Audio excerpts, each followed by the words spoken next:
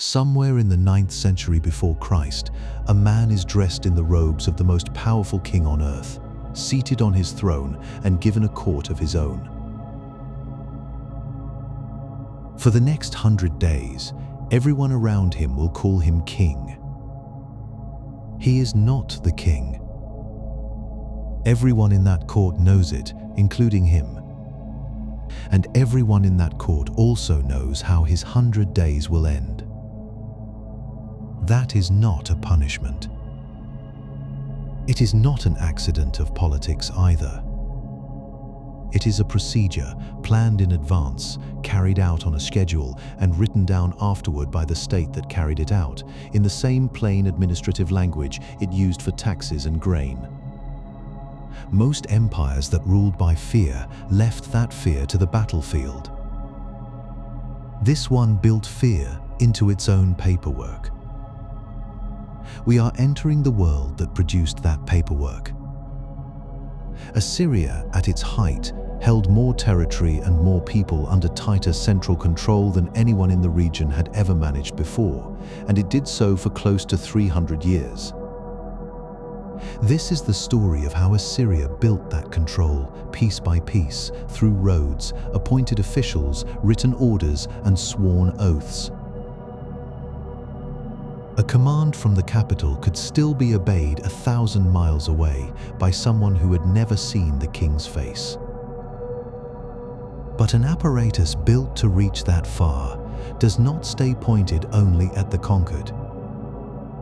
We will follow it outward first, across sieges and deportations and a capital built to overwhelm anyone who walked into it. Then we will follow it as it turns inward toward Assyria's own governors, scholars, and royal household. In the surviving record, those same mechanisms begin working against the people who ran them. By the end, we will understand exactly why a nobleman's son had to sit on a throne he was never meant to keep.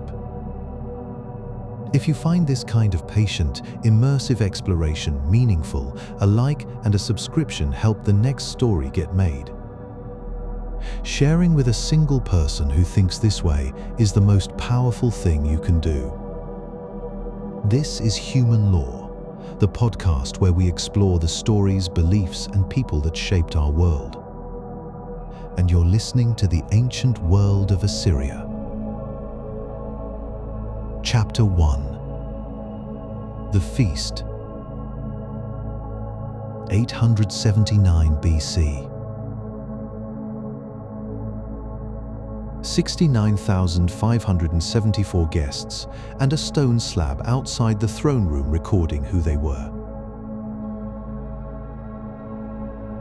The stele stands in a recess just outside the entrance. It is cut with a full account of the feast the king threw to mark the opening of his new capital. It gives the numbers plainly, the way a state records something it once remembered. 47,074 of the guests are described as being from Assyria itself. 16,000 are residents of the city itself. 5,000 are foreign envoys. 1,500 are courtiers drawn in from palaces across the kingdom. It is not a census. It is a claim cut into stone by the man who wanted it read that way, with no way now to check it against anything else. But the shape of the claim is worth sitting with, regardless of whether the count is exact. More than 2 out of every 3 named guests are Assyrian.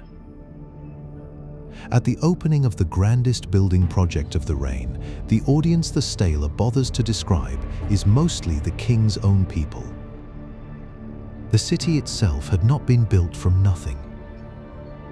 It had stood before as an administrative center that had fallen into disrepair, before this king rebuilt it into something far larger.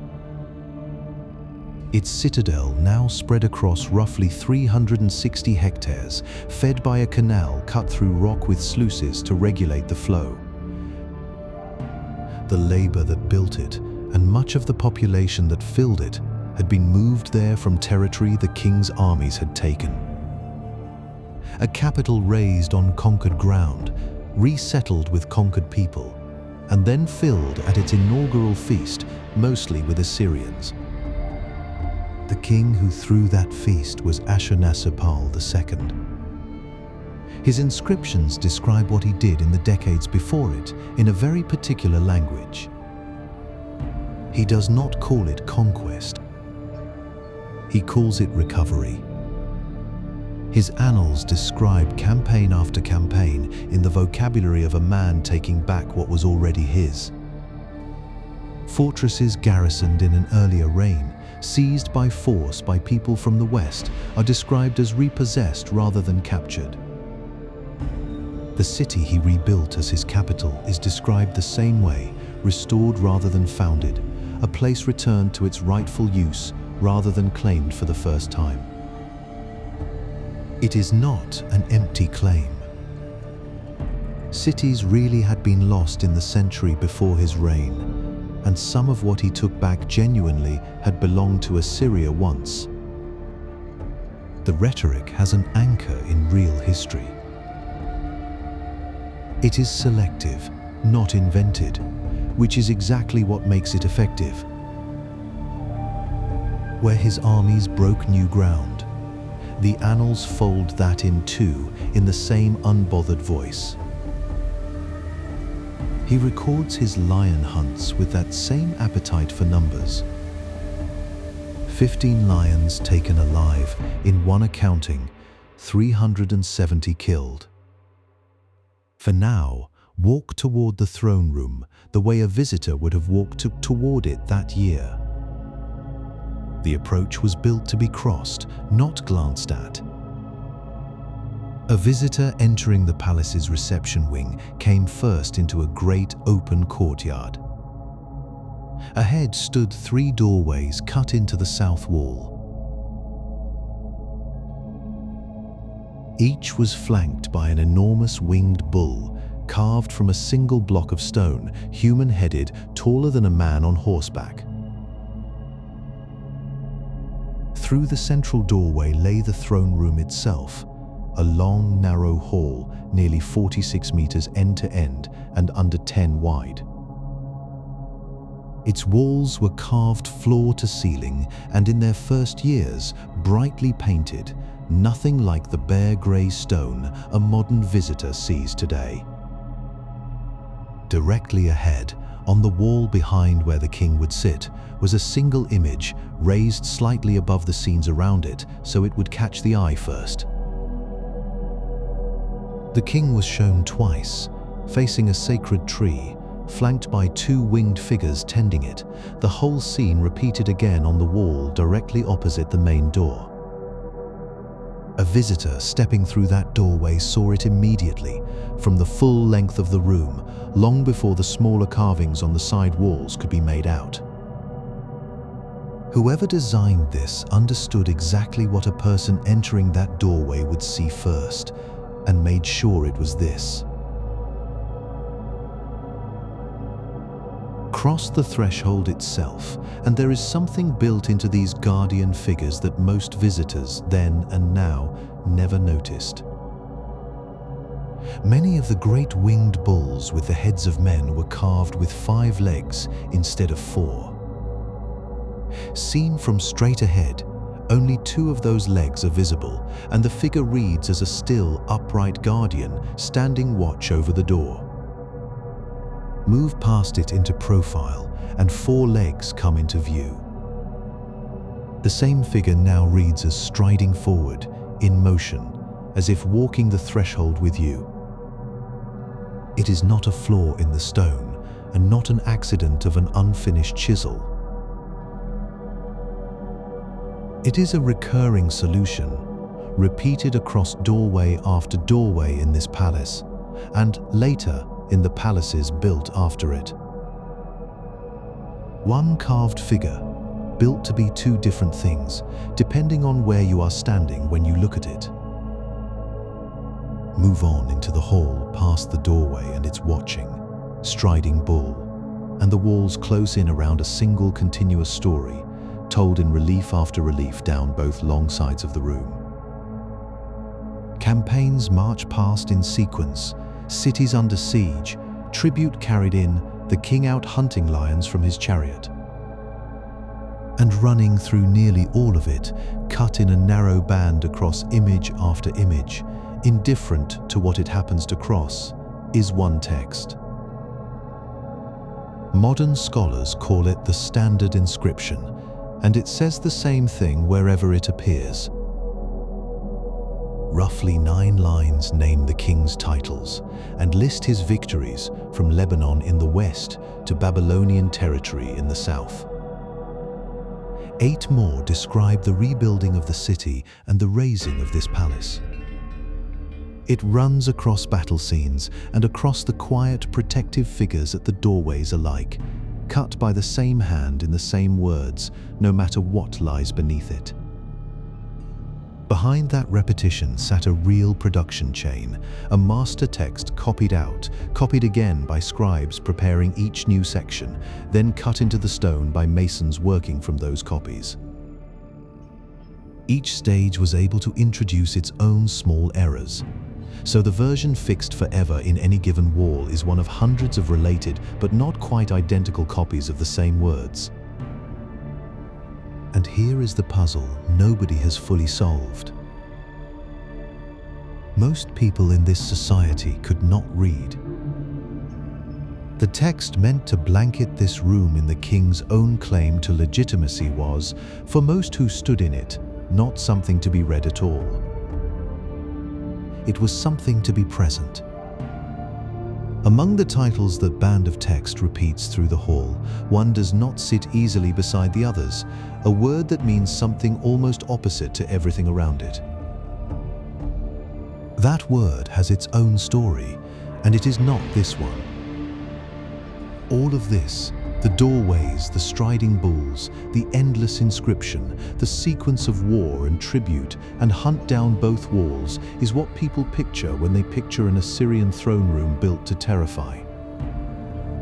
And by simple count, they are picturing the smaller part of it. Set the war scenes and the tribute processions against everything else carved into this palace, and something else becomes visible. More than 200 separate figures across the building are not narrative scenes at all. They are protective spirits, winged. Some with the heads of men, and some with the heads of eagles. They stand at doorway after doorway, holding buckets, cone-shaped objects, weapons, sometimes a goat or a lamb. They cluster specifically at thresholds, exactly the points Mesopotamian ritual practice treated as vulnerable to harm crossing in from outside. The objects in their hands match implements described in surviving texts on protective ritual. By raw count, more of this building's carved surface was given to guarding it than to announcing what its king had done to the people who opposed him. So who was any of it actually for? There are 2 answers, and scholars who have spent careers with this material do not agree on which one is right. One reading holds that this was built outward. A foreign envoy or subject king walking toward this throne would come away awed by its scale.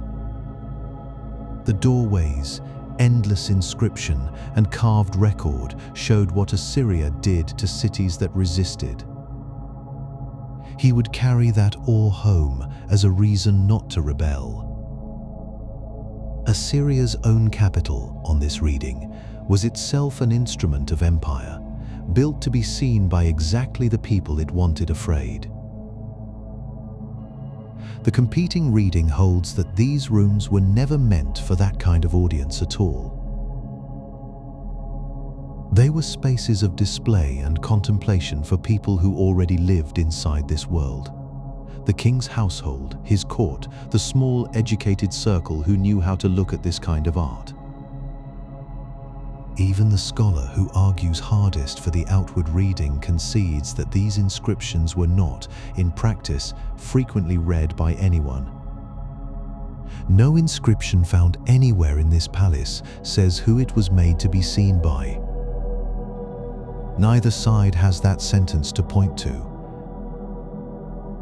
And there is a number sitting quietly behind both arguments, the one the stela gave at the very start, from the feast that opened this palace. More than 2 out of every 3 guests recorded they were not foreign envoys brought in to be impressed. They were Assyrians. No surviving Assyrian text says who the carvings were made to be seen by. Chapter 2. The Rule. Steward of Ashur. That title is cut into the same wall, a few paces from King of the 4 corners of the world, and it means almost the opposite. To understand it, the story has to go back. Not forward from this throne room, but 13 centuries behind it, to the city before it belonged to a king at all. At Ashur, in the early 2nd millennium BC, sovereignty was split 3 ways, and the split was not a courtesy. The god Ashur held the title of king.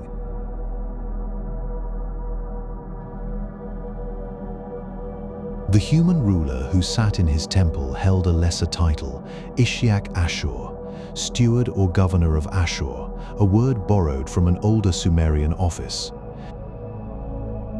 It was chosen for exactly what it withheld. And the city itself, gathered as an assembly the sources simply call the Alum, the city, held the actual business of governing. It heard lawsuits between citizens, weighed in on commercial policy, and settled the disputes that ordinary life produced. A ruler's own seal states the arrangement outright in the ruler's own words. It was cut for an early steward named Silulu and kept in use by the dynasty that followed him. Ashur is king. The steward is the governor of Ashur. Nobody had to infer the limit.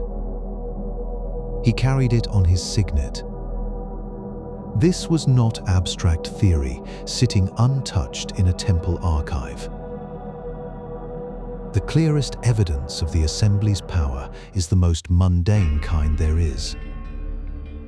Legal records, case after case, citizens bringing disputes to the city and the city deciding them. A ruler could not simply command. The office that shows this most precisely is a small one, easy to miss and doing a great deal of work. Each year, Ashur needed a way to date its documents, and it chose a person to give his name to the year, the Limu. In these early centuries, the Limu was picked by lot, drawn from a pool of the city's most prominent men. Men who already held real offices, commander of the army, herald of the palace, provincial governor. And the ruler himself was barred from the drawing. Not merely unlikely to be chosen, excluded by the arrangement itself. A city that builds an office around chance and then writes its own head of state out of the chance has identified a danger and moved against it. Centuries later, under the empire this arrangement proceeds. The Limu still exists and the calendar still runs on his name. The lists survive almost unbroken. Checked against an eclipse, recorded under a Limu named Bur Sagala and dated independently by modern astronomers to the 15th of June, 763 BC. It matches, but by then the office is no longer drawn by lot. The king holds it routinely, early in his own reign, on a fixed rotation built to include him. The chance is gone. Only the name of the institution remains. That is what the city looked like when it governed itself. It is worth knowing what kind of city that was. Assur in these centuries ran on trade, and the trade ran on writing. Merchant families sent wool textiles and tin west into Anatolia and brought silver and gold home across a route roughly 1,000 kilometers long. Soldiers did not coordinate it. A network of colonies the merchants themselves administered did. The evidence for how thoroughly this world kept records survives by accident at a site called Kultepe in central Anatolia. A fire once destroyed the lower town there, and in destroying it, sealed its archives in place rather than scattering them. More than 23,000 individual tablets have come out of that ash, drawn from at least 60 separate household archives. Some houses held over 1,000 texts apiece, stored deliberately in pottery vessels, wooden chests, and wicker baskets, kept across generations. One family's archive alone, a father and his 2 sons, ran to some 1,200 texts. This was not a state filing system. It was ordinary commercial habit, practiced independently by dozens of households at once, which is exactly what makes it a culture rather than an eccentricity. Inside that culture, one voice survives clearly enough to hear. A weaver named Lamassi lived at Assur and ran a household textile operation, producing roughly 25 large woolen cloths a year. They were worth several minas of silver after costs, about as much as a small house in the city. Her husband, a merchant named Pushuken, carried her work the 1,000 kilometers to Kanesh and sold it there, sending the proceeds home. At some point, he wrote back complaining about the quality of a shipment. Lamassi answered, defending her work in her own words across that same 1,000 kilometers. The letter survives. It is a small thing, one household's quarrel over cloth, carried by the same courier routes and the same archive habit that ran the wider trade. Not a system. A wife answering her husband. Governed by an assembly. Ruled in name by a god. Run in practice by families who wrote everything down and expected to be believed. And into that city, around 1808 BC, came a man who owed it nothing.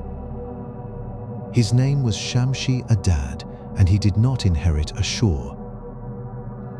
He took it. He was an Amorite ruler, already established at a city called Ekalatum, and he seized Assur by force. He ended the native line that had held it, the Pusa-Ashur dynasty, the same dynasty whose steward had once pressed that modest seal into clay. Shamshi-Adad brought with him a different idea of what a ruler could be, closer to the absolute kingship practiced in Babylon. He became the first man in Assyrian history to call himself Sharam, king. He added a further style to it, king of the universe, and out of his conquests built a kingdom stretching across Upper Mesopotamia. He ruled it through his own sons, installed as his viceroys at Mari and at Ekalatum. For a time, it worked exactly as he intended. It did not survive him. Both titles, king and king of the universe, fell out of use almost as soon as he was dead. His kingdom broke apart, Mari slipped free of it, and was later absorbed into Hammurabi's Babylon. And the record left behind about him is not neutral. A later Assyrian ruler, a man named Puzur-Sin, wrote an inscription that still survives, and it says one thing without softening it. Shamshi-Adad's line was founded by a foreign usurper. That is the accusation, stated in Puzur-Sin's own words, carved to be read. No source records Puzur-Sin doing anything further about it. What the record does show, sitting beside that inscription, is this. The ruler that inscription denounces is missing from the official Assyrian king list. Not explained as missing. Not marked as excluded. Simply absent where his name should be. Two separate facts, one written accusation and one silent omission, sitting next to each other in the same historical moment. No text draws the line between them. The line is there to be seen regardless. Puzur-Sin himself does not appear on that king list either. History did not spare the accuser the treatment it gave the accused. What it shows is not a curiosity. It is a culture defending something it had already decided mattered. Shamshi-Adad was not merely defeated. He had taken the word king for himself in a city that had spent generations building an arrangement to keep that word out of any single man's hands. Once his line lost power, the political culture he had overridden moved to erase him from its own memory of itself. The old formula came back. Steward of Ashur. The assembly-centered order came back with it. Whatever Sharam had briefly meant at Ashur, it went back into the box it had been kept in for 600 years. Nobody stops it the second time. Chapter 3. Great King, your brother. 4 centuries pass in the record almost without a sound. Then, around 1363 BC, a king named Ashur-uballit sits down and writes to the ruler of Egypt. The letter is short. Greetings, a chariot, 2 horses, a piece of lapis lazuli, a request that his envoy be received and sent home safely. Ordinary diplomatic courtesy, the kind exchanged between courts that already know each other. Except these 2 courts do not. Ashur-uballit says so himself in the opening line. Up to now, my predecessors have not written to you. Today I have written. A second letter follows, and this one does not stay polite for long. Ashur-uballit calls himself King of Assyria, Great King, your brother, placing himself in a single sentence on the same footing as the Pharaoh of Egypt. Then he asks for gold. Not delicately.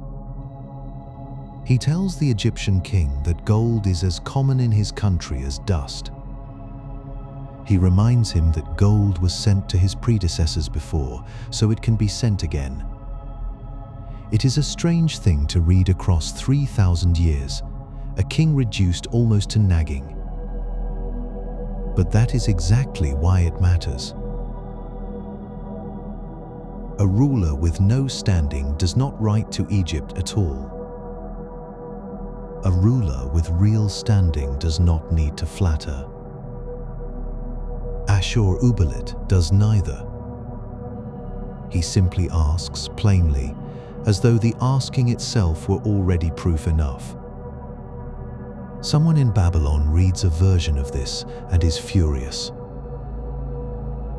Bernaburiash, king of Babylon, writes to Egypt himself, and his letter is not about gold at all. It is about who Assyria belongs to. He tells the Pharaoh that the Assyrians who came to his court are his own vassals. He never sent them, he says, and they should be sent home with nothing. It is worth noticing what kind of evidence this is. A rival does not write an angry letter about a claim that has not landed. Burnaburiash insists Assyria still answers to him at the very moment it has stopped being true. The saying of it out loud to a third party is the clearest proof available that everyone at that table already knew otherwise. One old title does not survive this. The assembly is gone. The ruler who once called himself only steward of the god is gone with it.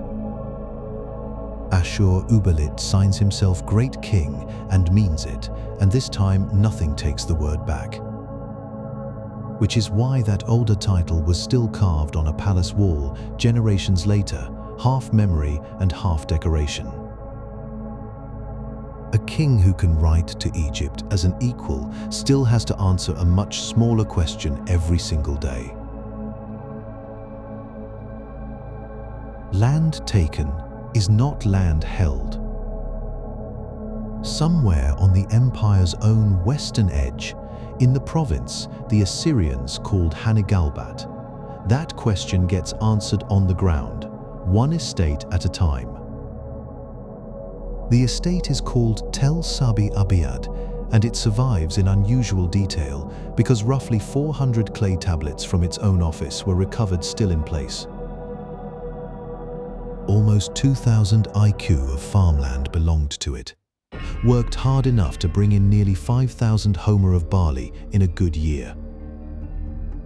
A herd of about 5,000 sheep and goats grazed alongside it. None of that runs itself. The estate held people, close to 900 of them by its own count, and the shape of that population is the real subject here.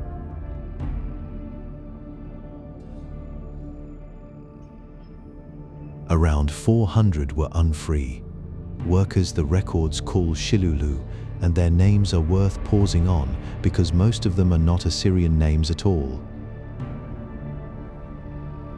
They are largely Hurrian, foreign to the language of the state that now owned their labor.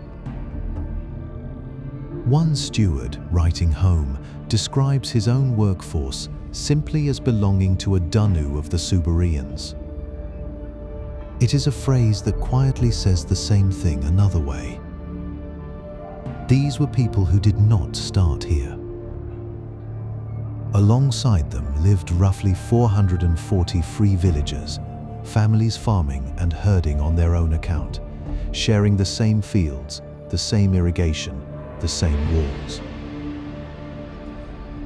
One man ran all of it. Ilipada held the title king of Hanigalbat, Assyria's grand vizier posted to its farthest working edge, and for as long as he lived, the estate was effectively his. He answered to Ashur, but at Sabi Abiyad, his word was close to final. Farming and herding, tax collection, who crossed the border and who did not, all of it ran through him. So did the caravans passing through toward Karchemish, toward Haran, toward Sidon on the coast. A single fortified compound, growing grain, guarding a frontier, and moving correspondence, all at once, all under one roof, all under one appointed man. This is what holding ground actually looked like. Not a garrison standing on captured soil. A working population, counted, housed, and put to labor, because land without hands on it produces nothing and defends nothing. They moved people onto land to hold it. Sabi Abiyad is not the whole system. It is one site, unusually well recorded, and its numbers describe itself. Not everywhere Assyria ruled. But it shows, in fine and countable detail, the method underneath the ambition. A king who can write to Egypt as an equal still needs workers with foreign names bringing in his harvest, or the letters mean nothing at all. The same king who claimed equality with Egypt still had a border he could not staff with pride alone. Land conquered, farmed, taxed, and held.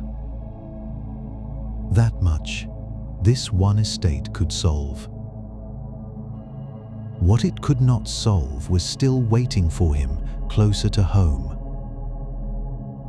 Chapter 4. The Statue and the Silence. 5 centuries earlier, a different Assyrian king had already found it. Tukulti-Ninurta I inherited an empire already secure and expanding, built outward by his father and his grandfather. He did not have to prove Assyria could win. What he wanted was Babylon. He got it.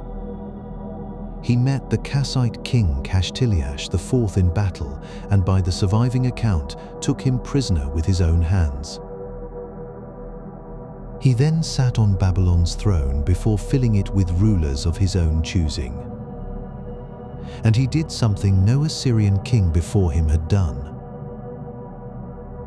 He went into Marduk's temple and carried the god's cult statue north to Ashur, where later tradition remembers it staying for something like 60 years. To a modern reader, this can look like plunder.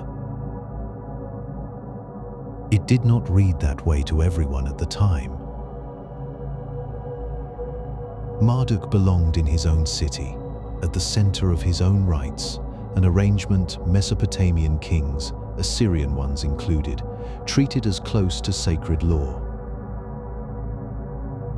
Modern historians reading the aftermath believe the act was felt as sacrilege by a meaningful part of Tukulti-Ninurta's own people, court or priesthood or both, though no surviving Assyrian text states the accusation outright.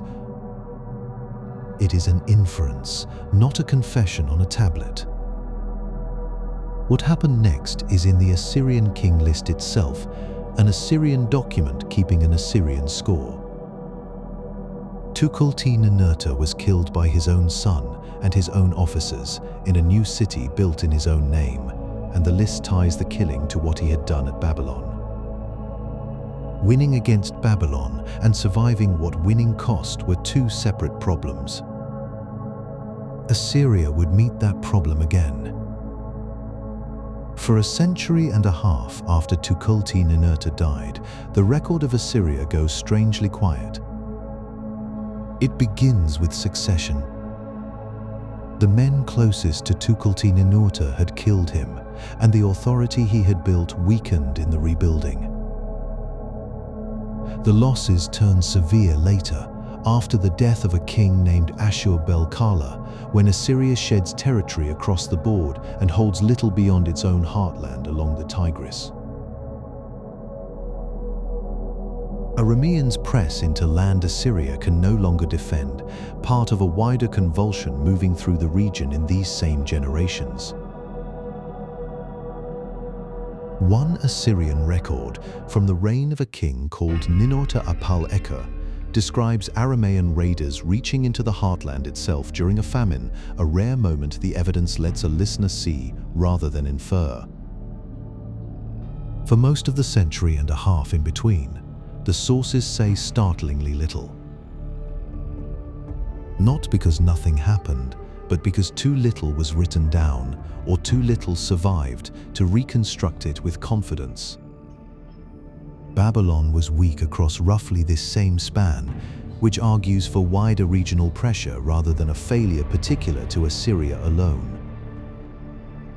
The silence ends around 934 BC, with a king named Ashur-dan II. He does not appear in the record as a conqueror opening new ground. He appears reclaiming districts that had once been Assyrian, restoring temples that had gone untended. It is recovery before expansion, the floor rebuilt before anyone stands on it again, district by district, which is where the story now returns. Chapter 5. Roads for words. One letter leaves the Cilician frontier in the hand of a single rider. By the time it reaches the Assyrian heartland, that rider has never carried it more than a few hours' distance. At the first station, he hands it to a fresh courier waiting with fresh mules and rides no further. That courier carries it to the next station and does the same. The letter keeps moving. The men and animals carrying it do not for long, and not for the whole distance.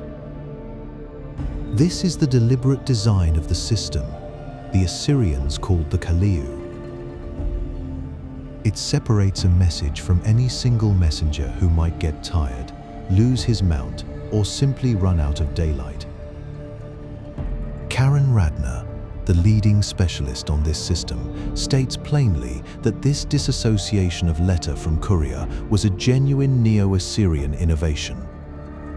It was not an incremental improvement on something older. One independent review goes further, calling the Assyrian relay an innovation that outlasted the empire itself by centuries. It set the standard for how fast a message could move across this part of the world, unmatched until the telegraph reached the Ottoman Empire in 1865. The system likely took its final form under Shalmaneser III in the 9th century BC. It was part of a broader set of reforms meant to hold the previous century's conquests together. Every relay ran on mules, never on horses. They were always deployed in pairs so that a lamed animal never stranded a rider mid-route. Mules take close to 5 years to mature, longer than a horse or a donkey, but they work for up to 20. They need less hoof care and carry a horse's strength on a donkey's sure feet. The heavier upfront cost paid for itself many times over. How the state first acquired its mules in such numbers is not something the surviving record explains. What the record does explain is what one of those mules was worth. A debt note from 670 BC has an individual guaranteeing the return of an army mule to its commanding officer. The penalty for losing it was 30 minas of silver. At the time, the average price of a slave ran to just under 1 mina.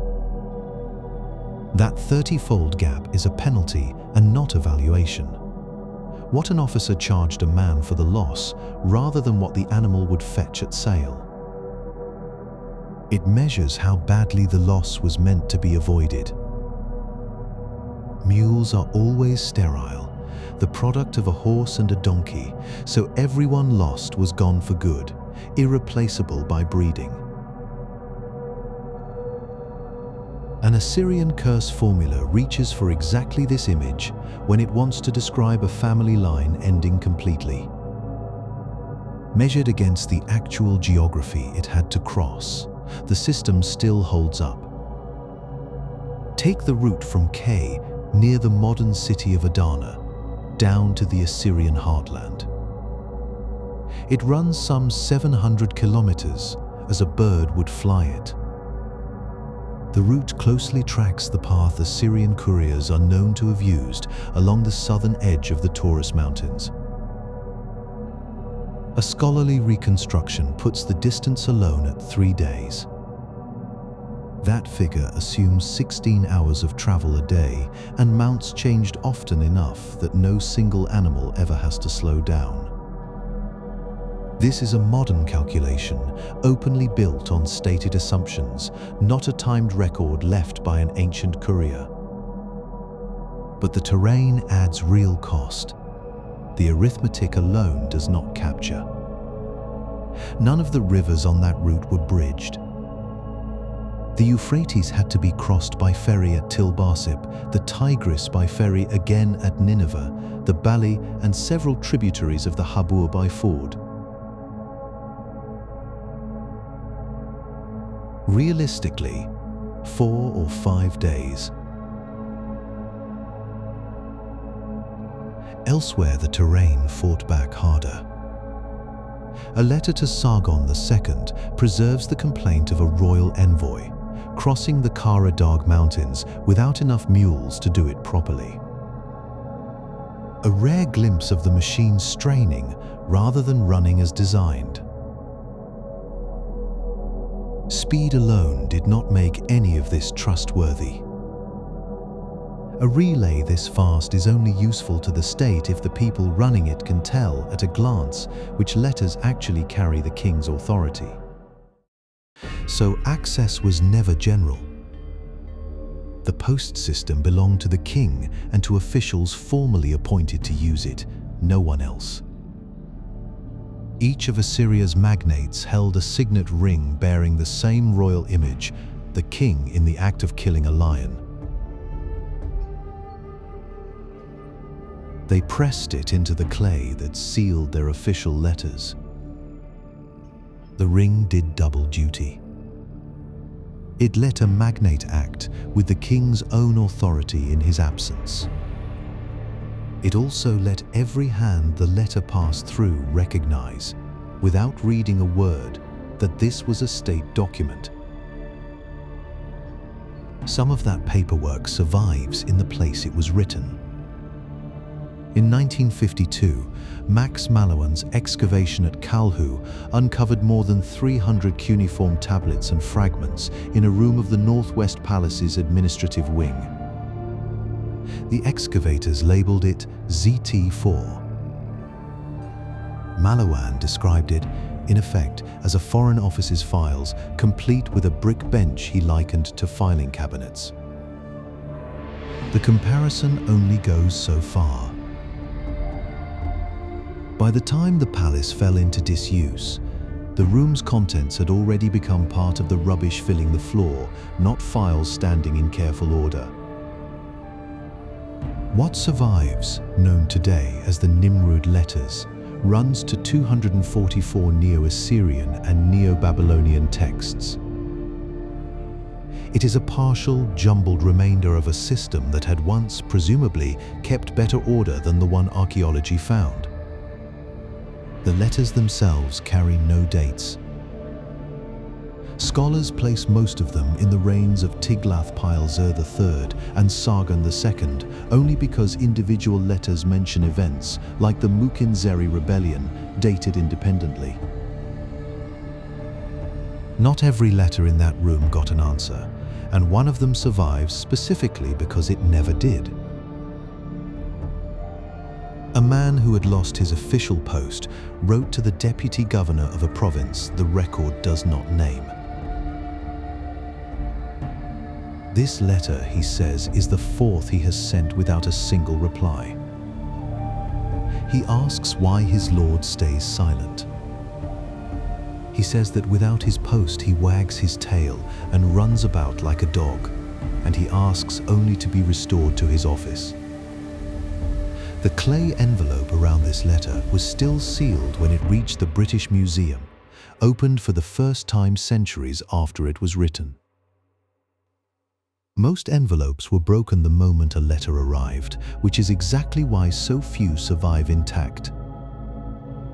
An unopened envelope is not neutral evidence. It is what a message looks like when the person it was sent to chose, deliberately, never to read it. Even the language a letter could legally be written in was a matter the state controlled directly. An official named Sin Idina, stationed at in the south, wrote to ask Sargon II a question. Could he send his messages in Aramaic on parchment rather than Akkadian cuneiform on clay? Sargon's answer was a flat rebuke. The message was to be drawn up in Akkadian. He called the requirement a fixed regulation, in those words. Evidence from later in the dynasty suggests the fixed regulation did not stay fixed forever. A letter to Sargon's grandson Sennacherib mentions an Aramaic letter given to the king as though the fact needed no comment at all. 16 bronze weights shaped like lions, excavated at the Northwest Palace, were inscribed in both Akkadian cuneiform and Aramaic. The second language mattered at the very center of the empire, whatever Sargon had once ruled about it. And because Aramaic was normally written on parchment or papyrus rather than clay, an entire channel of the empire's correspondence has simply rotted away. The tablets that survive are not the whole record. They are only the half of it that happened to be written on something that lasts. Governors were required to maintain road stations across their territory, some built inside existing towns, others raised from nothing. Each had enough farmland to feed the staff, the couriers, and the animals passing through. Later reconstruction places these stations at intervals of roughly 30 kilometers, close enough that a mule at speed could always reach the next one. Hundreds of letters describe this network in exact administrative detail, stations, distances, the officials responsible for keeping them running. Not one relay station has ever been identified archaeologically. Chapter 6. Governors instead of kings. In 745 BC, a new king took the Assyrian throne and began dismantling a system that had outlived its usefulness. Along the empire's edges, local rulers had for generations kept their thrones on one condition: that they pay tribute and stay loyal. Tiglath-Pileser III started removing them. In their place, he installed Assyrian governors, men who owed their position to nothing but the king's continuing favor. A governor could be appointed on a Tuesday and dismissed on a Wednesday. He held no throne of his own to pass to a son, because the office was never his to give. It belonged to the crown on loan. That alone would have been a significant reform. Tiglath-Pileser did something else at the same time, something aimed not at conquered peoples, but at his own house. Assyria's existing provinces, the core territory governed by Assyrians for Assyrians, were cut into smaller pieces. More governors, each controlling less. A magnate who might once have commanded the resources of a large province now commanded a fraction of it. He answered to a king who had multiplied the number of men beneath him and shrunk what each one held. The same logic ran through both halves of the reform. Power was easier to watch when it was divided into smaller portions, and safer to grant when none of those portions could rival the throne that granted it. It is tempting to picture this as a single stroke, a king arriving with a finished blueprint and remaking the empire overnight. The administrative record does not support so clean a story. Court chronicles kept across the 9th century and into the mid-8th show something else. The number of directly governed Assyrian territories was already climbing year on year before Tiglath-Pileser ever took the throne. What he did was accelerate a drift that was already underway and give it the force of policy. The empire had been leaning this way for decades. He pushed. The same correction applies to the army. Popular telling credits this king with inventing, from nothing, a standing professional force to replace an older system of seasonal call-up. The truth sits at an angle to that story.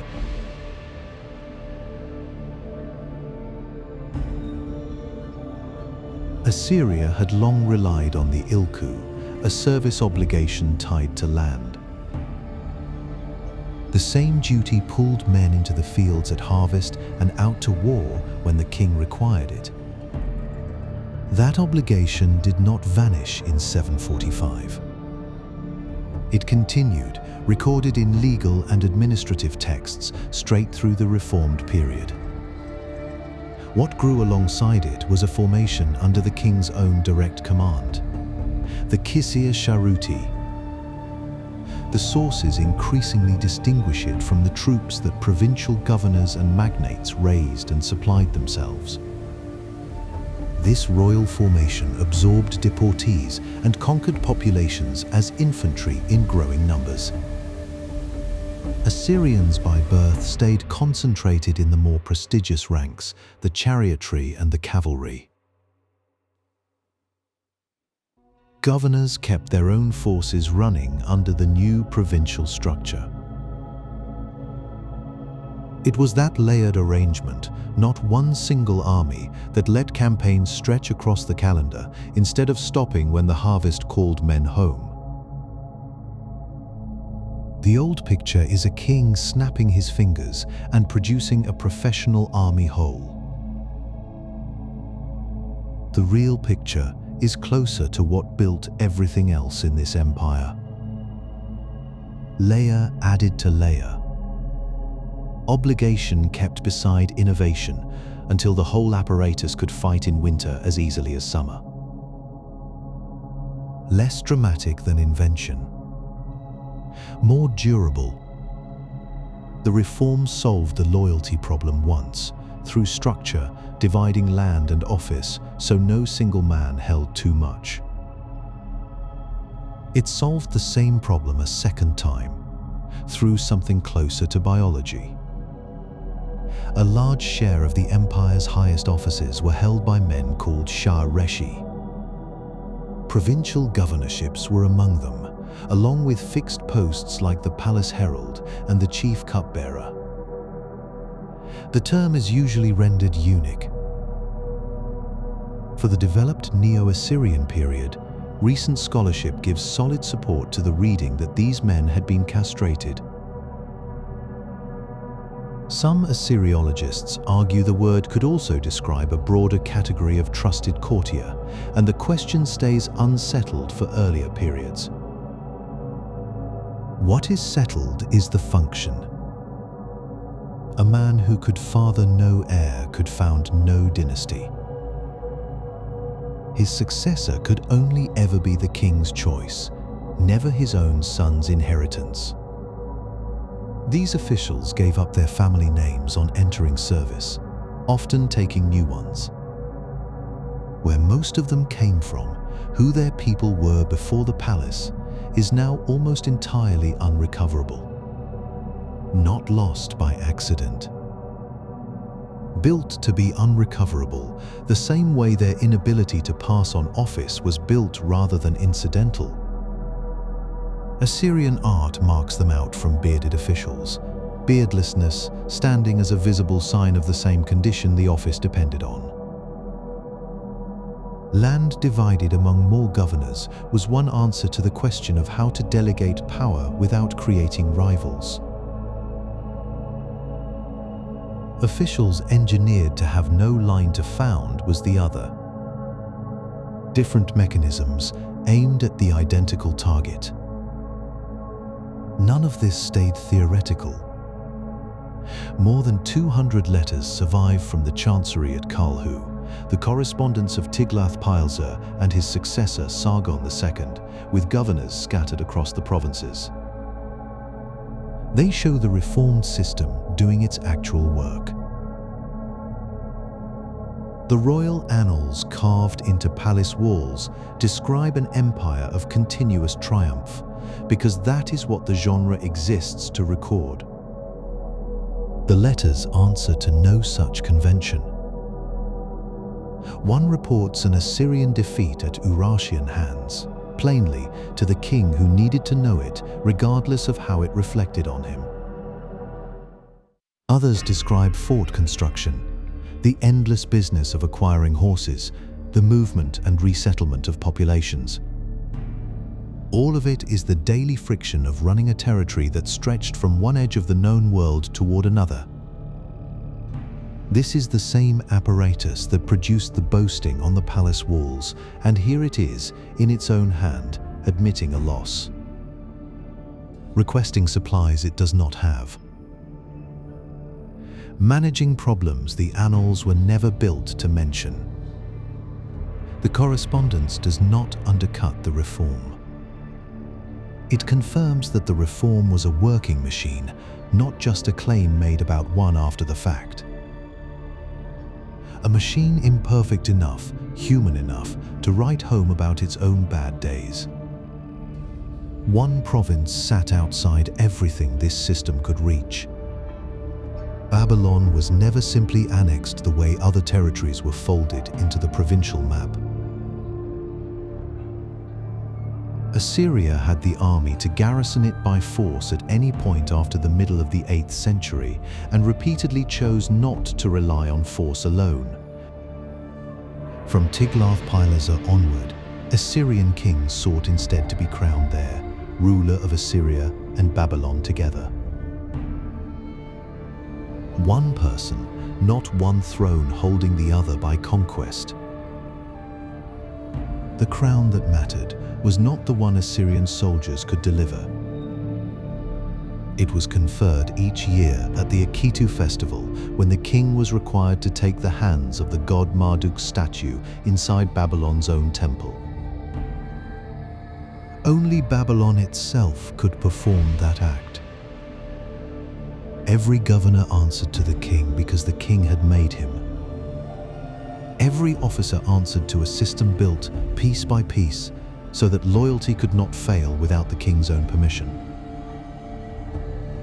Babylon answered to none of that architecture. Its ritual could not be delegated, could not be appointed, could not be annexed. It could only be granted by the one city with the power to grant it. Chapter 7. The city that would not fall. A ramp is going up against the hill city of Lachish, and it is made of nearly 3 million stones. Men move under wicker screens the size of doors, angled to catch arrows rather than let them through. Behind the screens, more men carry stone. The screens do not stop, and the stone does not stop. Up on the wall, the defenders of Judah's second city watch the ground rise toward them, one basket at a time. By the best modern estimate, the whole ramp will take something close to 3 weeks. Sennacherib is outside Jerusalem's smaller sister city in the year 701 BC, and this is the siege the evidence lets us see whole. Archaeologists excavating Tel Lachish in the 1970s and again into the 1990s found the ramp itself still there on the site's southwest corner. It is the only Assyrian siege ramp anywhere in the ancient Near East to survive intact enough to be dug up and measured. In the debris around it, they found arrowheads by the hundreds. Most were iron, some were bone, cut and fletched the same way, used the same way. Nobody's inscription says which side reached for bone when the iron ran out. The dirt does not answer that question. It only shows that somebody, partway through the siege, ran short of metal and kept shooting anyway. Back at Nineveh, in the palace Sennacherib built for himself, an entire room was carved with this same siege, start to finish. The relief stands today in the British Museum. It shows the ramp. It shows wheeled siege engines climbing it, each one a wooden tower, a battering ram slung inside on a chain so it can swing instead of merely push. It shows archers and slingers working the ramp's edges to keep the wall's defenders from leaning out. It shows defenders doing exactly that anyway, dropping torches and stones, and Assyrian crews on the engines dousing the fires with water before they catch.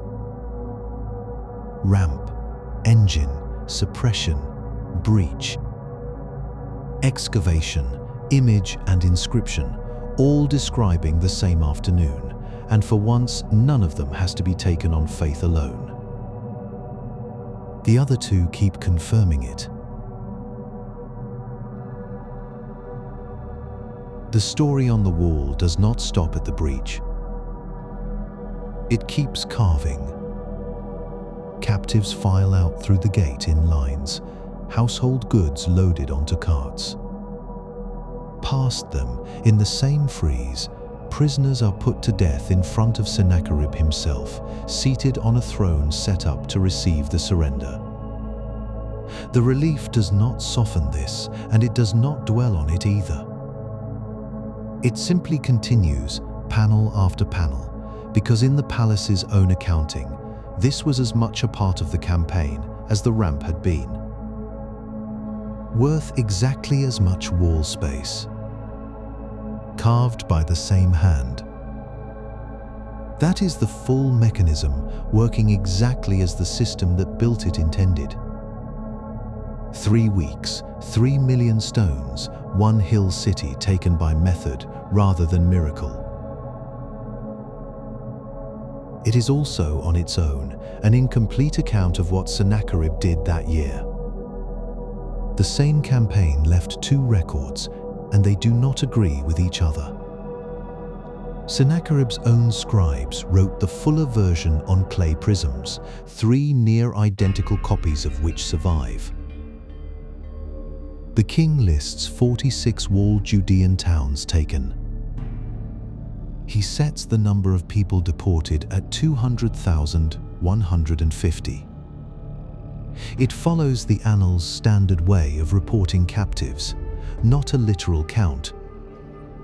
He describes shutting King Hezekiah up, in the prism's own phrase, like a caged bird inside Jerusalem. Siege works go up around the city. Then the text simply moves on to tribute, 30 talents of gold and 800 talents of silver, along with goods and palace women. As though the matter had settled itself. The Book of Kings tells the same year differently. It gives a lower figure for the silver, 300 talents instead of 800, and no scholar has fully reconciled the gap. It frames the episode as deliverance, the siege lifted rather than the city broken.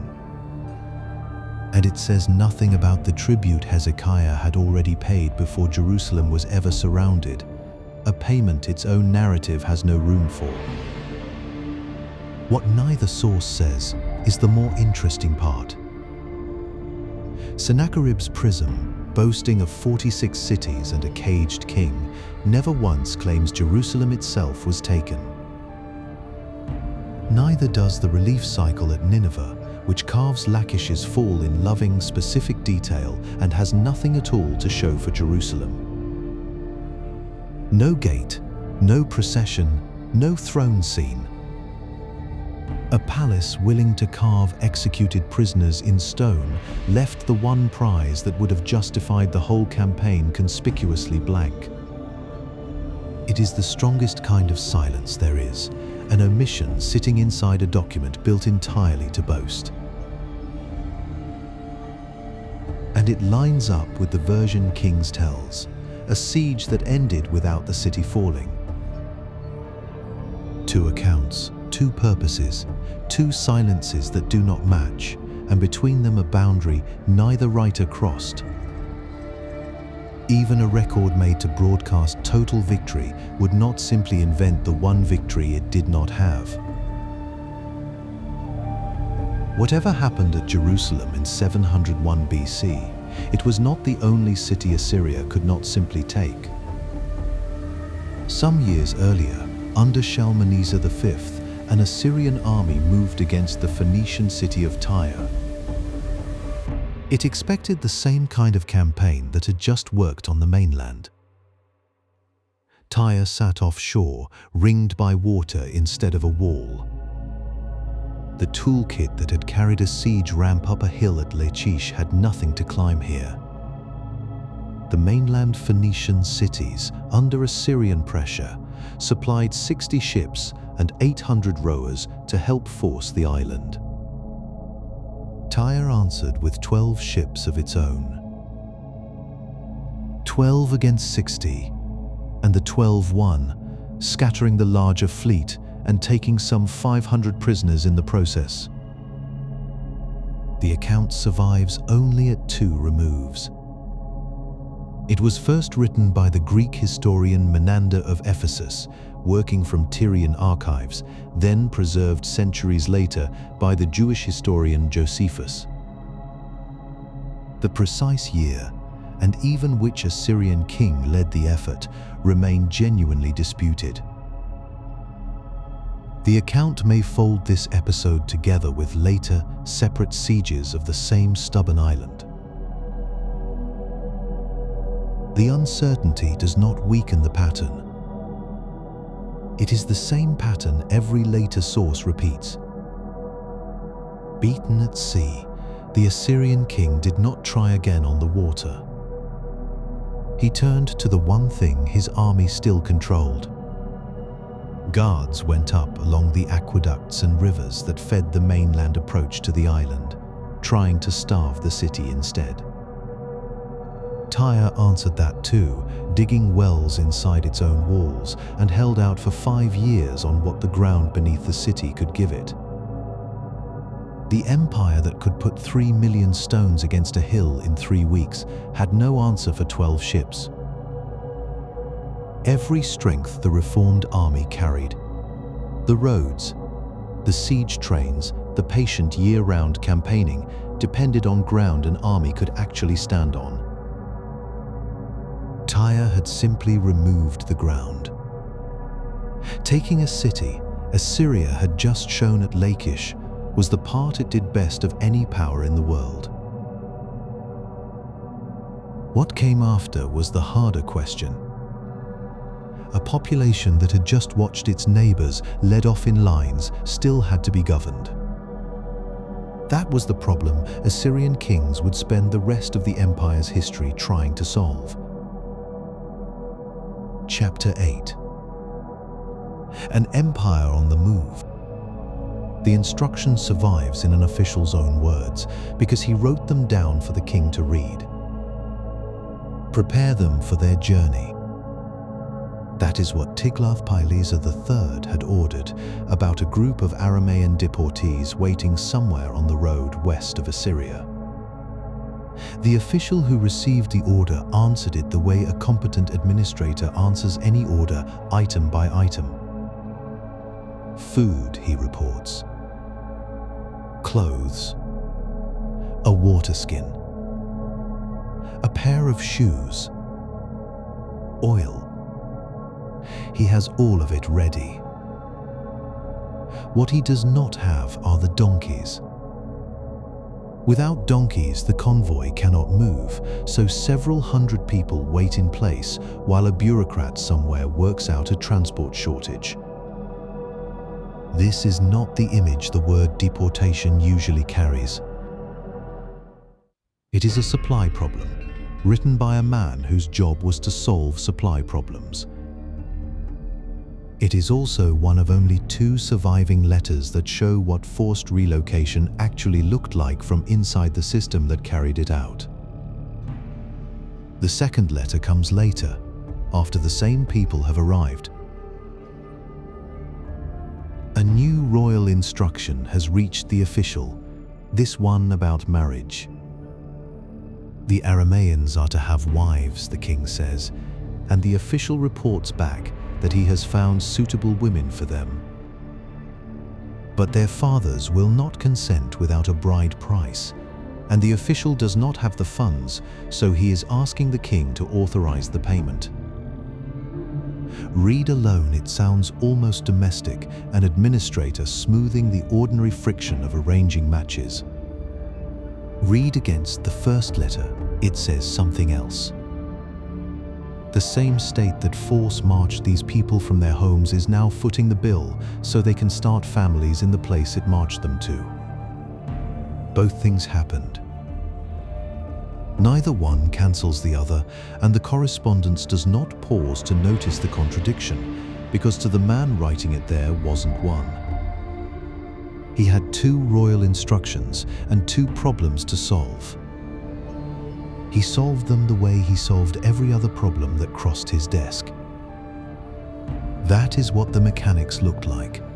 One convoy, one named official, a shortage of pack animals holding up an empire's policy. What was the policy actually for? The easy answer is punishment, and punishment was certainly part of it. But the inscriptions themselves keep returning to a different image, one the kings seem to have preferred. Deportees, in their own words, were not prisoners being marched off. They were trees, uprooted and replanted somewhere they would grow better. Selected craftsmen, scholars and skilled workers were pulled from newly taken cities and resettled at the Assyrian capitals, and by the early 7th century BC, those capitals were full of them. Every major building project of the age, palace, temple, library, depended on expertise the empire had not grown itself, but had gathered. There was an economic logic here, real and stated plainly. There was also a logic of concentration. Bring the skill to where the king could use it. Neither logic explains the scale of what Assyria actually did, because deportation was not reserved for craftsmen. It reached ordinary farming communities across the empire's existing territory, not only newly conquered enemies. It had been building since the 9th century, and it accelerated hard in the second half of the 8th. A regional study of the practice across the Levant looked at the material with a specificity the annals never bothered with. Its conclusion was that whatever else deportation accomplished, its first and primary function was breaking resistance before it could organize. Move a community off its own land, scatter its leadership, mix it into a population it shares no history with. Rebellion becomes logistically difficult in a way that has nothing to do with loyalty or fear. There is no longer a place for it to start from. This is the same instinct already applied to Assyria's own great estates, now run at the scale of an empire. And it did not stop at the empire's edge. Sargon II's own inscriptions record pardoning 6,300 Assyrians, men who had backed the wrong side when he took the throne. Instead of executing them, he deported them too, resettling them in a ruined city called Hamat with the job of rebuilding it. Disloyalty, once identified, got the same treatment whether the disloyal party was a foreign city or the king's own countrymen. Deportation was conquest management and it was labor policy. Underneath both of those, it was a tool for controlling anyone the state judged a risk, foreign or Assyrian, by the exact same method. How then did the men who commissioned the reliefs want this to look? The palace walls give a clear answer. The same artists who carved deportation scenes also carved men flayed and impaled and rivers running with the dead. Assyrian art had no shortage of appetite for violence when violence was the point. Deportation is different. On relief after relief, across different reigns and different palaces, deportees travel in family groups, unbound, riding in ox carts or on donkeys with their belongings loaded beside them. A woman and a boy share a mule under a two-seat saddle in one scene from Nineveh, part of a column moving out after a Babylonian city falls. Nobody is chained. Nobody is being dragged. Some of the children wear tags around their necks, bearing their mother's name, so the family stays identifiable through the journey. Versions of exactly those tags have turned up in excavations at the Assyrian capitals themselves, a small object confirming a detail the carvings only show, The provisions in the reliefs, the water skins, the loaded carts line up with what the letters describe. Art and administration agree with each other on the specifics.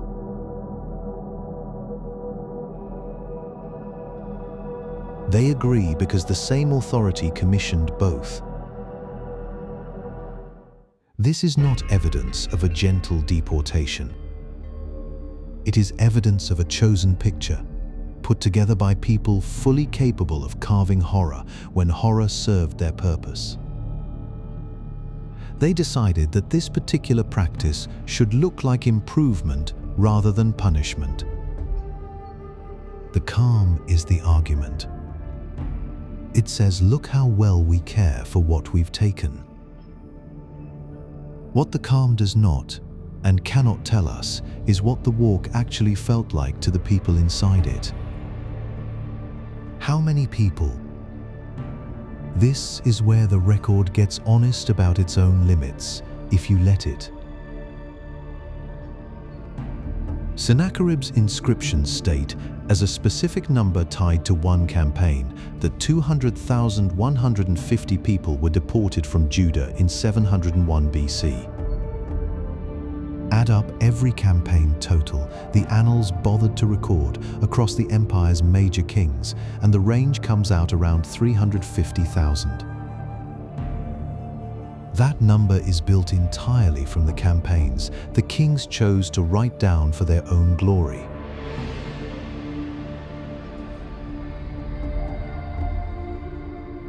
It was never meant to be a complete count of anything. In 1979, a scholar named Bustane Oded took that incomplete record and tried to build a total for the whole imperial period out of it. He extrapolated from the documented totals, the length of the era, and comparative estimates of population and resettlement rates. His figure was 4.4 million people over roughly 250 years, with a stated margin of error of 900,000 in either direction. That margin is close to a fifth of the number itself. Later scholarship has not converged on Oded's figure. Published estimates for the full period now range from around 1 million up toward a few million. That puts Oded's number at the high end of a range, not at the center of one. An annals total and a scholarly extrapolation are not the same kind of fact. The difference matters enough that they should never be spoken as though they were. What can be said with more confidence is where some of those people ended up. In at least one case, the destination survives along with the people in it. On the upper Tigris, at the northern edge of the empire, stood a garrison city called Tushan, first developed under Ashurnasirpal II to hold the frontier against the mountains beyond it. Excavation there recovered a governor's palace and on its burnt floor, a single administrative tablet listing roughly 60 women attached to the palace and its household staff. A handful of the names on that list are recognizably Assyrian. The rest belong to a language nobody has been able to identify, most plausibly connected to somewhere in western Iran. The Assyrian scribes themselves apparently could not fully explain who these women were, even as they carefully wrote down every name. Soldiers, grain, and displaced people all moved through Tushan as part of the same administrative current, tracked by the same scribes, filed in the same archive. It is the clearest picture anywhere in the empire of what a destination actually looked like once the convoy arrived. It will not be the last time this city appears. There was one more place deportees ended up, and it was arguably the riskiest use the state made of them. As the army grew into something closer to a permanent year-round institution, it needed manpower on a scale the Assyrian heartland alone could not supply.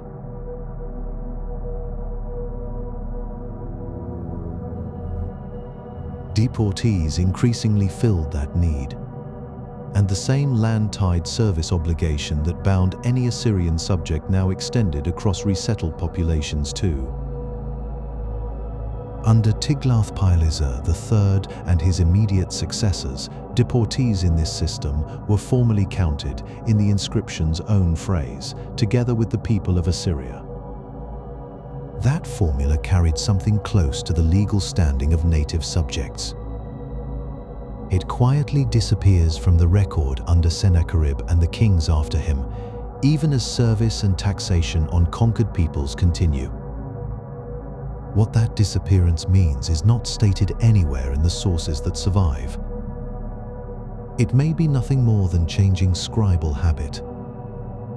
It may be something else. Whatever it meant, the arrangement did not go away. Assyrian kings kept arming the very people their armies had driven from their homes because there was no other way to keep the ranks filled. It was a risk they accepted with their eyes open.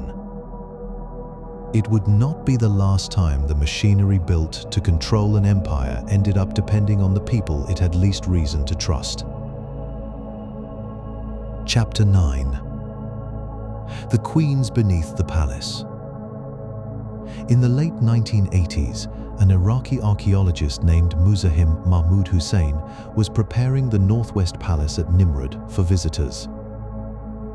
The Iran-Iraq war was expected to end, and tourists were expected to come with it. Hussein's team was working in the palace's domestic wing, the private quarters at the back of the building. There, they noticed something the ground had been hiding for 4 decades. Sections of the baked brick floor sat at odd angles, tilted just enough to catch the eye. Max Malawan had excavated this same wing in 1950 and walked past it without lifting a single tile. Hussein's team lifted the tiles. Underneath was a sealed vault, the first of 4 cut into the earth beneath the floor of a palace, still in daily use. They called it Tomb 1.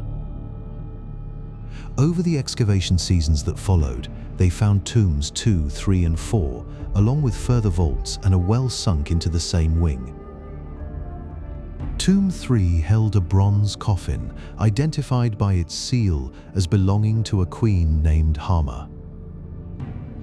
Alongside her lay further coffins, a separate burial, and the remains of at least 12 more people.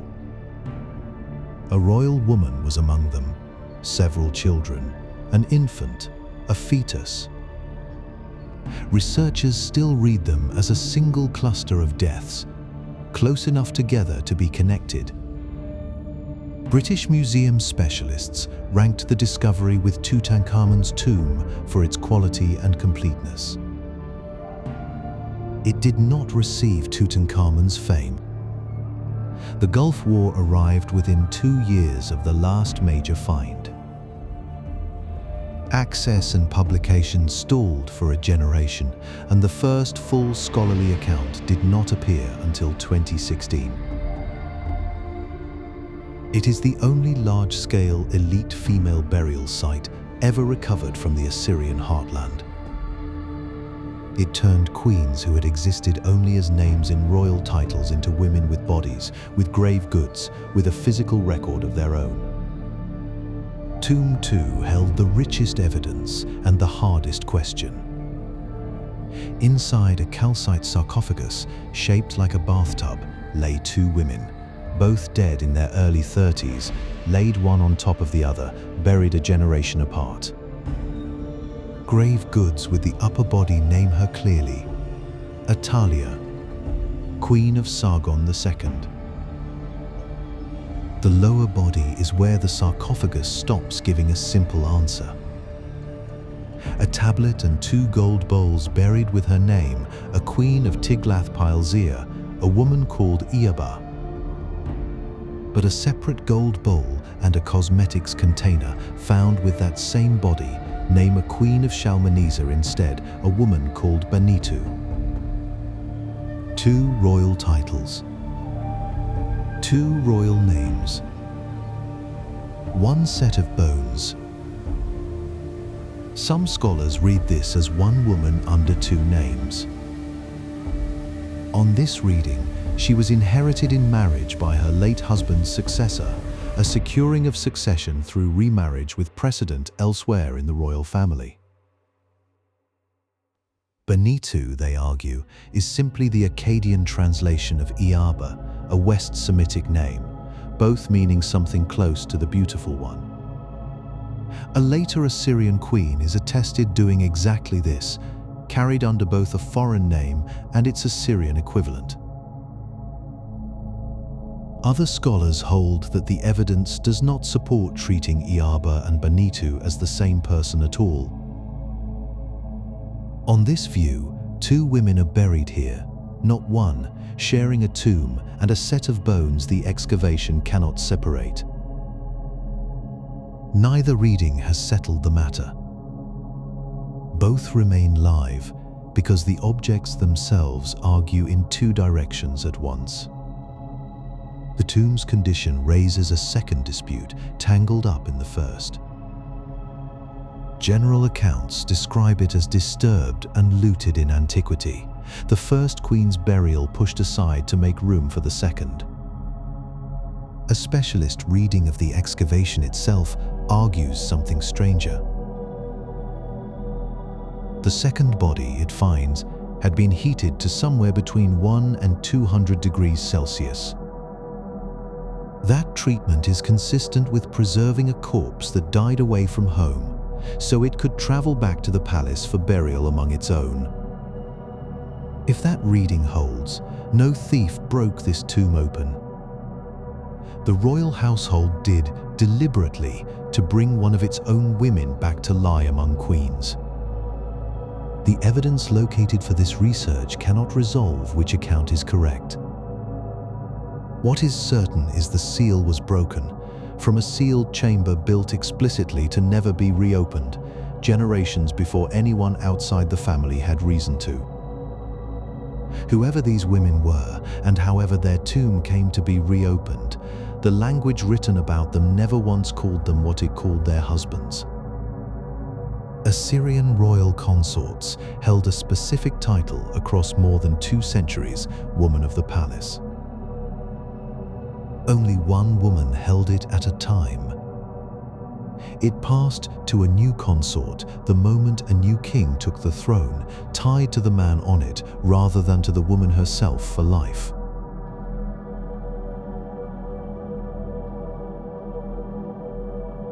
The word Assyrian scribes never gave her was Sharatu, the female form of king. That word existed.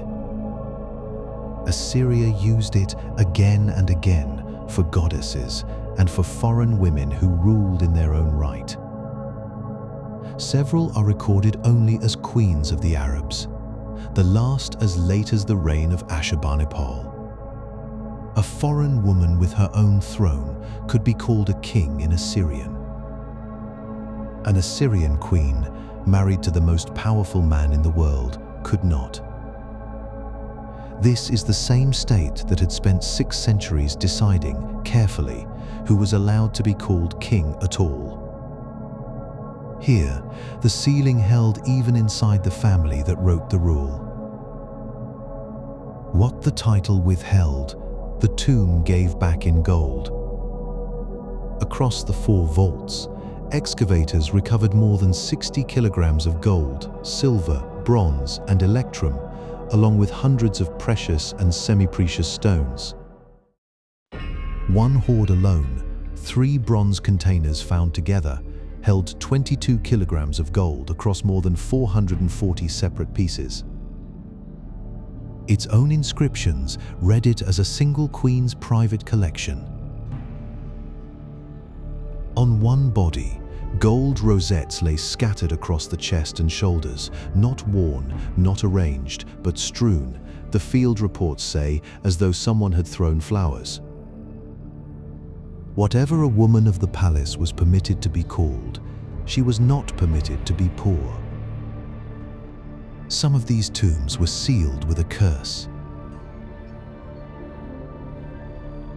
Kaba's tomb carries an inscription against anyone who disturbs her rest, and it names them specifically.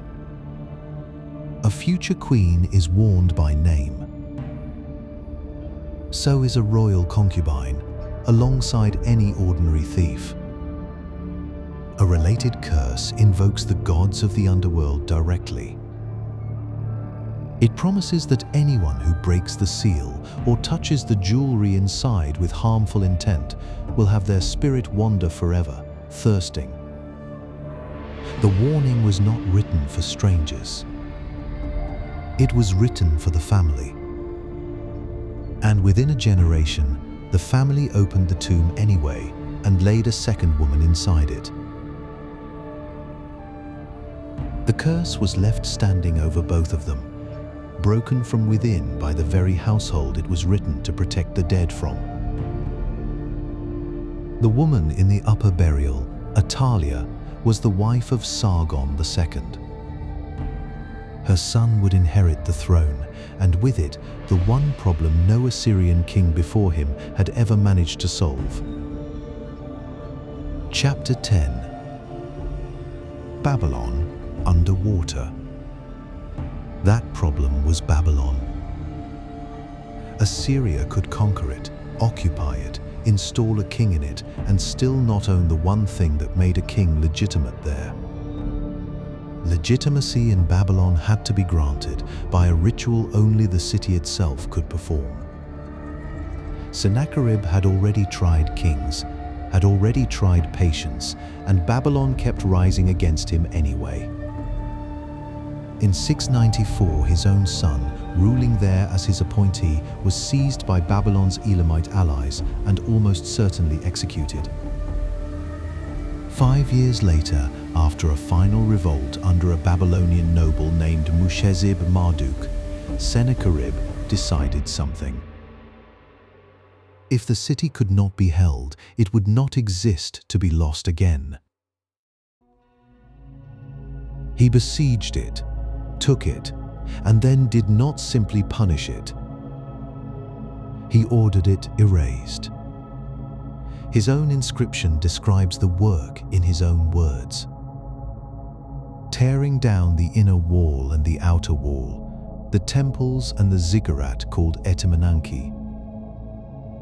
Throwing the rubble into the Aratu, the canal that ran through the city's heart. Then he took the canal itself and turned it back over the ruins, flooding the site more thoroughly, his text says, than any natural flood could have managed. So that in future days, the location of the city and its temples would not be remembered at all. The population was killed or deported. The cult statue of Marduk, the god who had ruled the city for 1,000 years, was taken prisoner and carried north into Assyria. How long the siege lasted before all this happened is one of the places the record simply will not give a straight answer. A figure of 9 months gets repeated often enough to sound settled. But tracing it back leads to a different siege entirely. One Sennacherib fought against this same city 12 years earlier. No inscription from 689 gives a month count for this destruction. Another figure, 15 months, circulates without a citable source either. What is certain is the outcome, carved by the king who ordered it. How long it took to arrive there is not. Destroying the city solved the immediate defiance. It did not solve the deeper problem, because the problem was never really Babylon's walls. It was the story that made a ruler of Babylon legitimate in the first place, and that story was not military. It belonged to the city's own gods, and specifically to Marduk. In Babylon's own telling of the world's beginning, Marduk had fought the primordial sea monster Tiamat and been crowned king of all the gods for it. Every king of Babylon ruled in Marduk's name because Marduk's own myth said the world's order depended on him. So Sennacherib set his scribes on the myth itself. They produced their own version of that creation story, the Enuma Elish. In it, the hero who kills Tiamat and takes the throne of heaven is not Marduk. It is Ashur, Assyria's own god, moved earlier into the divine family tree. His seniority over Marduk was written into the universe itself before the battle even starts.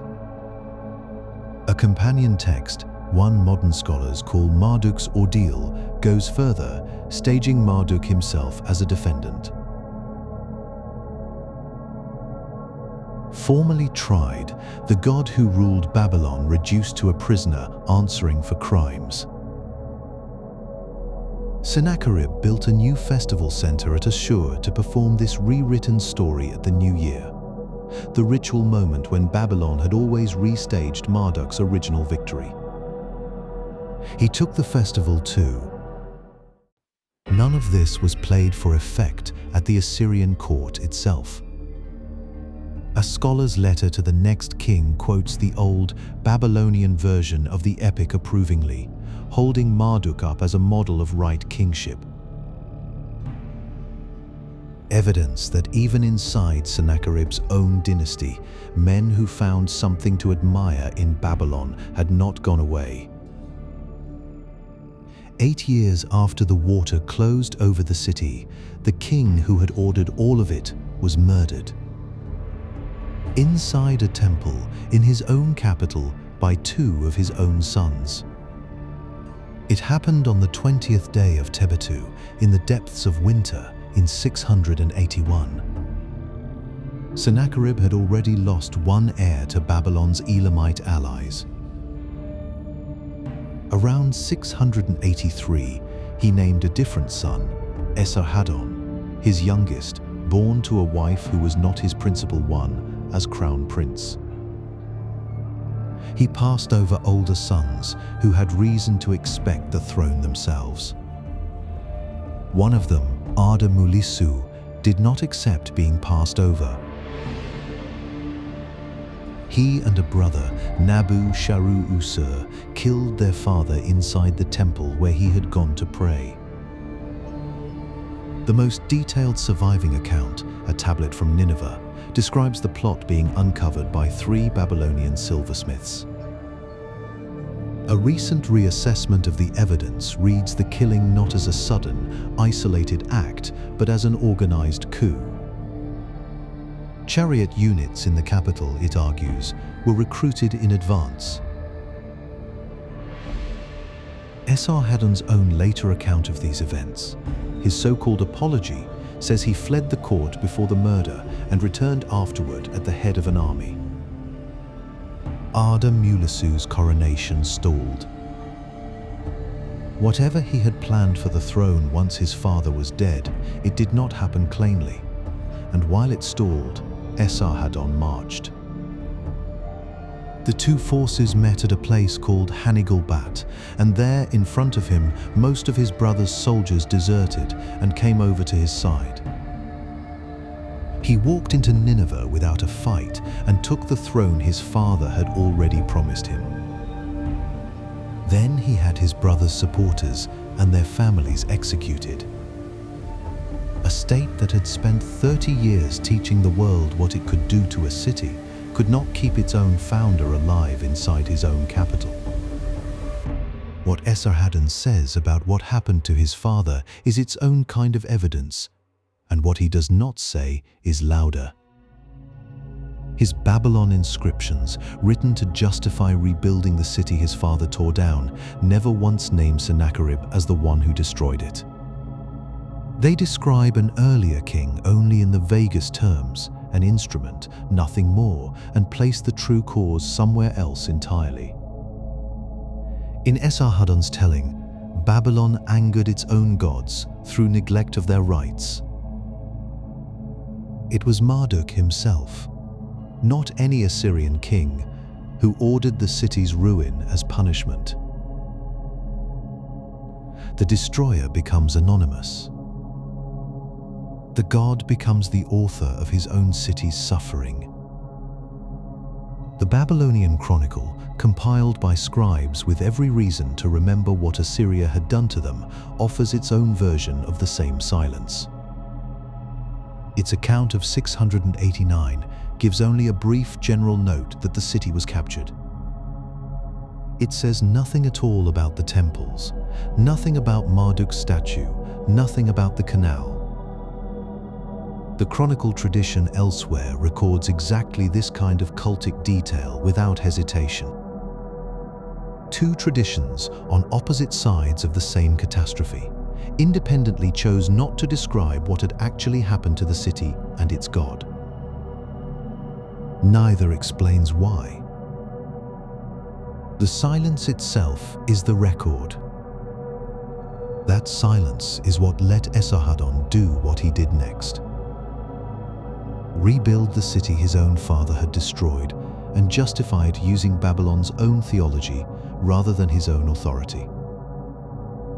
His inscriptions claim the gods had originally decreed that Babylon would lie in ruins for 70 years. But Marduk, moved by compassion, reversed the sentence, and the 70 became 11. This was not a metaphor. In the cuneiform number system, the sign for 70 and the sign for 11 share a shape, one readable as the other simply inverted. Esarhaddon's scribes built that inversion directly into the inscription's own logic, a divine pardon performed as a piece of scribal arithmetic. The curse, as written, now ended right at the start of his own reign. Rebuilding followed, and it was real. More than 20 building inscriptions from Babylon survive from Esarhaddon's years, mostly stamped into brick. His own prism texts describe deportees and looted property being returned to the city. But even a king's will could not make restoration instant. The chronicle notes that Aramaean groups had moved into the depopulated area and had to be cleared before the work could properly begin. And the gods themselves, in the chronicle's own accounting, did not fully return. Marduk and the gods of Akkad were not considered to have entered Babylon again until a king of Babylon took the throne. That king was Esarhaddon's own son, Shamash-Shumuukin, installed there to complete the very reconciliation his father's violence had broken. The city had been taken by force in 689. It could not be given back the same way. Getting it back cost Assyria a different kind of work entirely, argued out in Babylon's own number signs and Babylon's own scripture. On a timeline only a god could authorize, and only a king who controlled the scribes could actually set. In Assyria, that was never a contradiction. What the gods had decreed was not, in practice, beyond argument. It was a text, and texts could be read, interpreted, and where a scribe was skilled enough, quietly turned. A king who could argue a god into pardoning a city had one problem left that no scribe had ever solved for anyone. Not the past. The throne after him. Chapter 11. The God on a Peg. In the spring of 672, Esarhaddon summoned the empire to Kalhu. Not an army. Not a council of nobles. Scholars, temple staff, and citizens of Assyria's own major cities were scheduled to arrive on assigned days across an entire month. The city could absorb them in waves rather than all at once. For decades, the document they came to swear to had been read as something else entirely. It was taken as a treaty binding foreign vassals, Median chieftains and border lords who owed Assyria tribute, and nothing more. The largest surviving cluster of tablets still names exactly that kind of recipient. It was sealed with the god Assur's own seal and pulled from the ruin of a temple at Kalhu. That was the evidence for decades. Then, in 2009, archaeologists opened a temple at a place called Tel Tayinat, an Assyrian provincial capital, and found another copy in the innermost room. Its recipients, named plainly in its own opening lines, were not foreign chieftains. They were the Assyrian governor of that province and his own staff. One tablet does not overturn a reading by itself, but it does not stand alone. Letters from the king's chief scribe survive, laying out the logistics of that month at Kalhu. They describe a ceremony built to reach as close to everyone as the empire's own bureaucracy could manage. Scholars arrived on one day, temple staff on another, the citizens of Assyria's principal cities on others still. The individual tablets those citizens swore to have not survived. The scheduling that brought them there has. Taken together, the two kinds of evidence point the same direction, though not with equal weight. The bulk of what still exists on clay leans outward, toward vassals. The clearest single proof of a domestic target is one temple floor and a scribe's itinerary. It is enough to say the apparatus reached inward. It is not enough to say it was built for nothing else. Esarhaddon needed it reaching inward because of what he was trying to secure. In May of that year, he named two of his sons crown princes on the same day. Ashurbanipal would take Assyria, Shamash-Shumuukin would take Babylon, and the empire would have two kings before either boy had ruled a single year. Explicit seniority bound the arrangement so that everyone, including the two brothers, would know from the outset which throne answered to which. It was not the first time an Assyrian king had tried to settle a succession in advance. It was the first time the instrument enforcing that settlement was administered to Assyrian officials, not only to men outside the empire's own borders. The evidence, at least, shows nothing earlier. Oaths sworn by Assyrian citizens themselves, and not merely by foreign rulers, are attested nowhere before Esarhaddon's father. Esarhaddon had watched exactly what happens when a succession is left to sort itself out. This was his answer, and it went further than his father's had.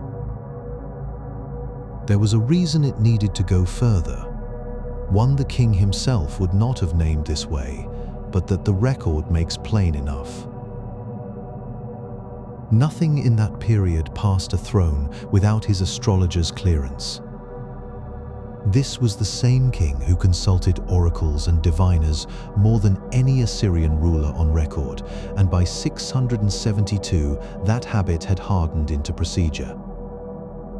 The men who read the sky for him were not offering him advice he could weigh and set aside.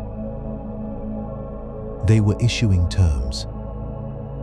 What the gods had decreed had become, in Assyria's own court, a text specialists could read, argue over, and act on. The king's freedom to ignore that reading was somewhere close to none at all. At Tel Tayinat, the temple that yielded the second tablet also yielded the tablet itself, and the object explains what a treaty alone cannot. It was found face down on the floor of the innermost room, close against the back wall, as though it had fallen forward from somewhere above it. Two small round indentations mark its sides, and archaeologists read those as the sockets for a wooden frame. A faint discoloration across its back, a shadow burned in by long exposure, traces roughly where that frame would have stood. The tablet itself runs about 40 centimeters by 26, pierced straight through its middle. A rod could be threaded through it, so the whole thing hung upright and rotated for display. An older tradition, centuries earlier, had mounted a different sacred tablet for a different king to venerate in exactly this way. This was not a document filed away in an archive. It was raised on a peg in the holiest room of a provincial temple, lit, displayed, and worshipped. The text of the oath says so directly. Those who swore to it were required to adore the tablet, to treat it as they would a god standing in front of them. And they may not have been swearing to a document that merely spoke for a god. The tablets from Kalhu carry seals impressed from cylinders bearing a worshipping scene, read as belonging to Ashur himself. That would make the god not a witness overseeing the oath from a distance, but a direct party to it, bound alongside the governor and his staff. An oath is words. A tablet on a peg, raised where incense burned and priests kept the hours, sensed and addressed as a living presence, is something closer to liturgy. The correspondence about scheduling tells you the ceremony was built to reach as many Assyrians as logistics would allow.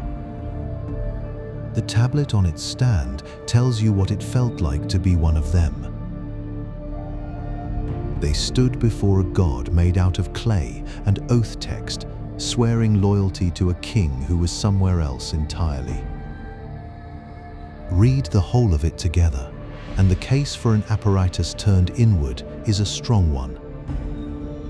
It is not, on its own, an airtight one, and a real body of scholarship says so. Some historians argue that splitting Assyrian coercion into an outward terror function and a separate inward control function draws a cleaner line than the evidence supports. On this reading, there was no real boundary in provincial Assyria between ordinary governance and coercive violence at all. Coercion was not a special instrument reserved for crises. It was how the state administered anything, at home exactly as abroad. The oaths and the substitute king ritual were not a new inward-facing system layered on top of ordinary rule. They were the ordinary condition of Assyrian governance, intensified at moments of danger and left largely invisible the rest of the time. What survives on clay skews toward crisis, because a crisis is what a scribe bothers to write down. The everyday pressure underneath it may never have needed writing down at all. The oath was the polite instrument.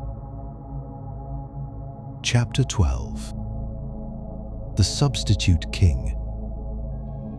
The man from the opening of this episode had a name, and the reason he died was written down. He was Damki, son of the chief administrator of the temple at Akkad.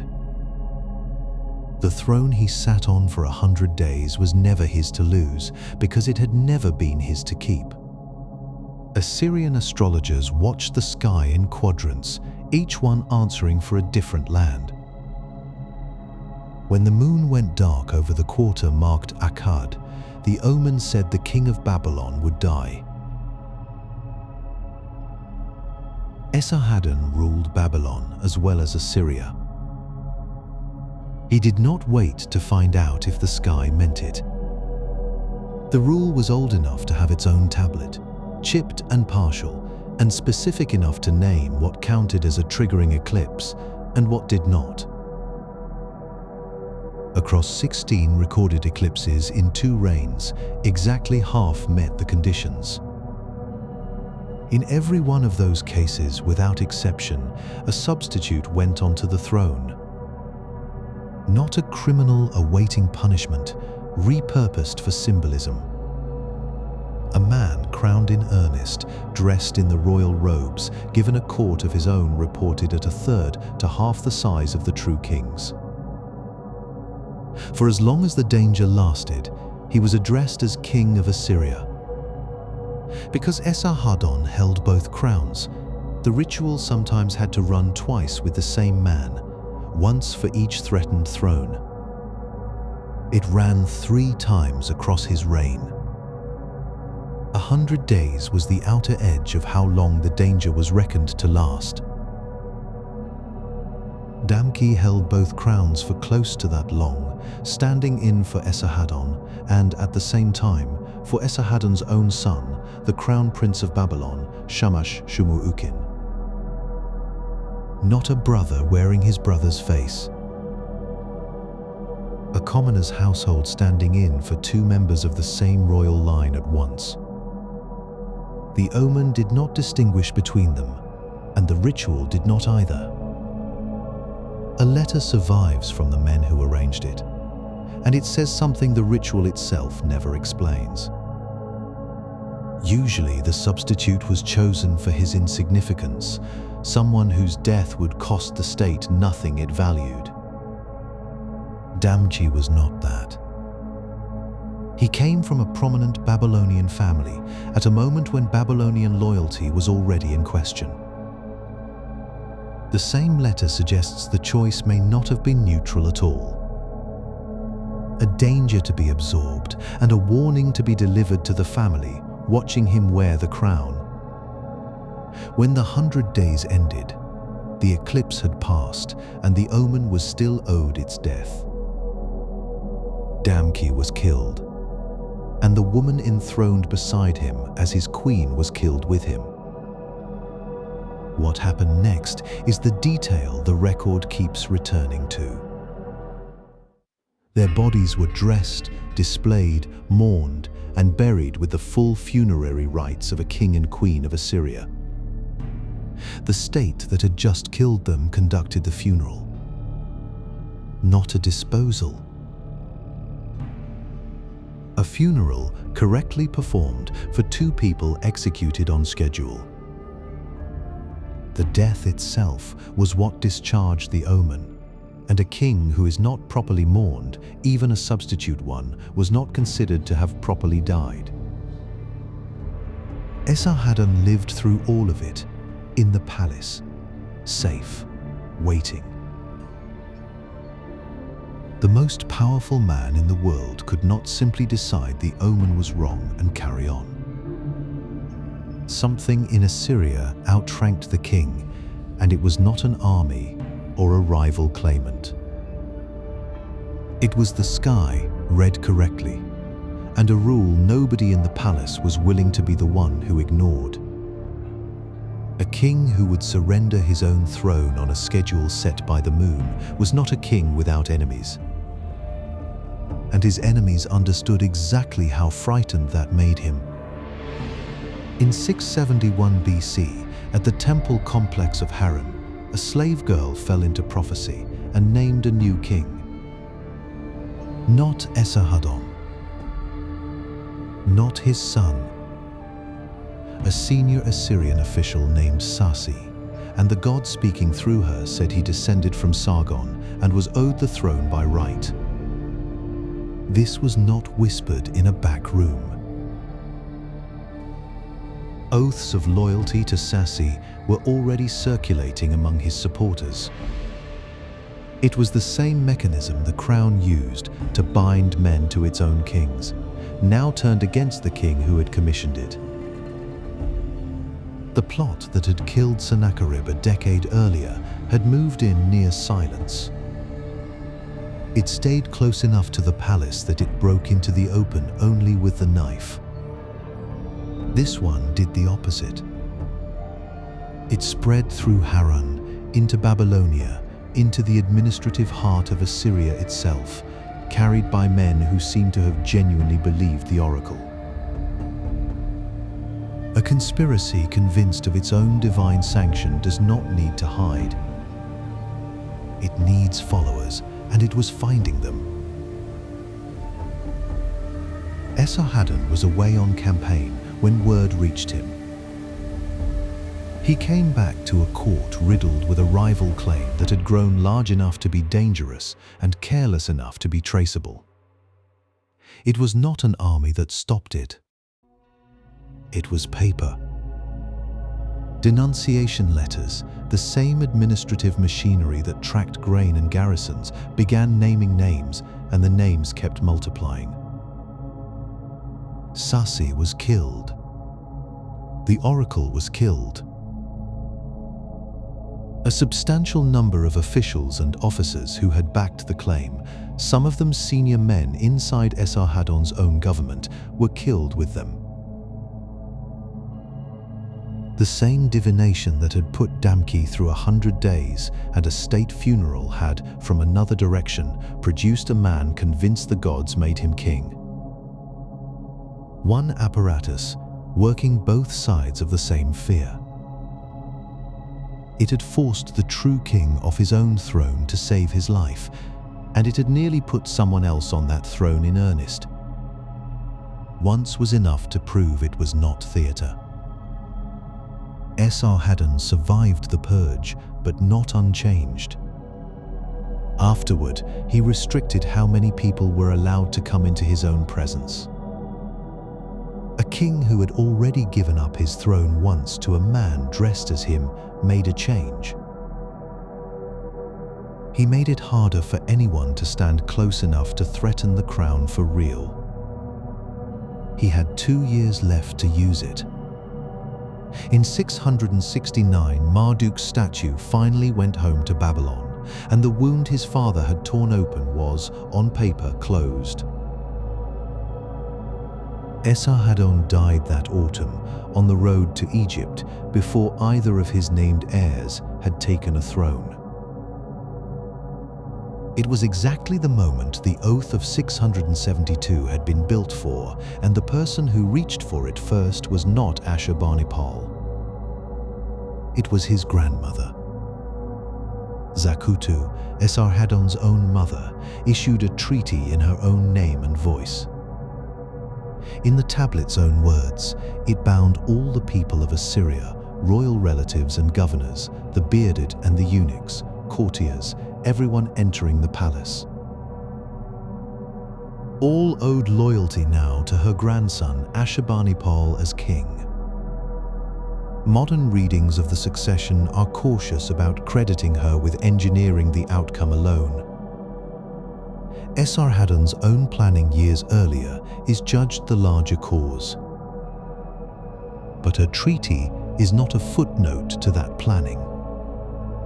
It is proof the mechanism worked exactly as intended. A queen mother invoked it without hesitation, in her own name, at the precise hour the throne stood empty and undefended. The arrangement held. Chapter 13. The Brothers' War.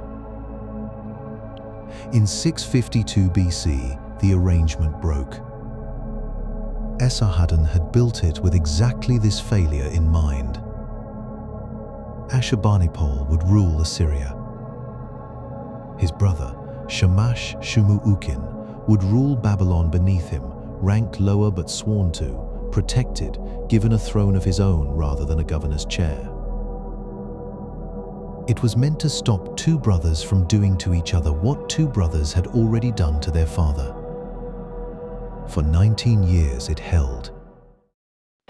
Then Shamash-Shumuukin, treated by Ashurbanipal less as a fellow king than as a subordinate who happened to wear a crown, began building something Esarhaddon had not planned for.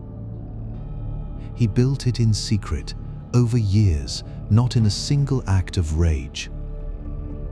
By 656 he had allied with Elam, with Aramaean and Chaldean groups, with Arab forces, and with factions tied to Egypt.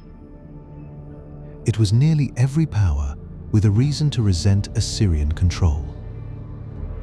Then, before the coalition was fully ready, he moved early, in late 652, and the two thrones Esarhaddon had ranked and sworn into permanence turned on each other. Ashurbanipal's armies answered by surrounding his brother's kingdom. Babylon, Sippar, Borsippa, Cutha, each city closed under siege, and the siege did not lift for 3 years. Assyrian accounts describe starvation inside Babylon's walls before the end, severe enough that the inscriptions record cannibalism. When Babylon finally fell in 648, the killing that followed is described as a massacre, and Shamash Shumuukin died inside his own burning palace.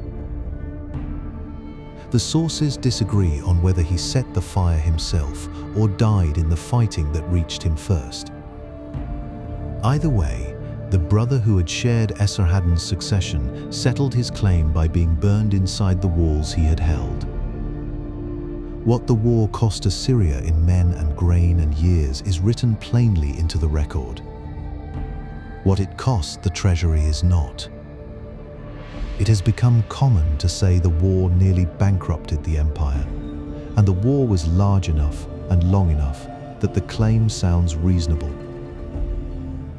But no tribute record, no accounting document, no surviving figure supports it. It is an inference drawn backward from how much Assyria struggled to hold together in the decades after, not a number anyone at the time wrote down. The siege, the starvation, the burning palace, a king's death, these come from the sources themselves. The bankruptcy does not. Ashurbanipal did not try the arrangement a second time. He installed no brother, no rival throne, no equal king beneath him. In Babylon's palace, he placed a man named Kandalanu, an appointed ruler with no bloodline claim and no independent standing, answerable to Nineveh alone. The instrument built to prevent a second war between brothers had produced exactly that war 1 generation later at greater scale.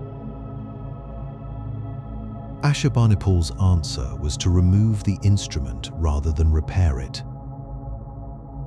Victory over Babylon put something else into Assyrian hands besides a burned palace.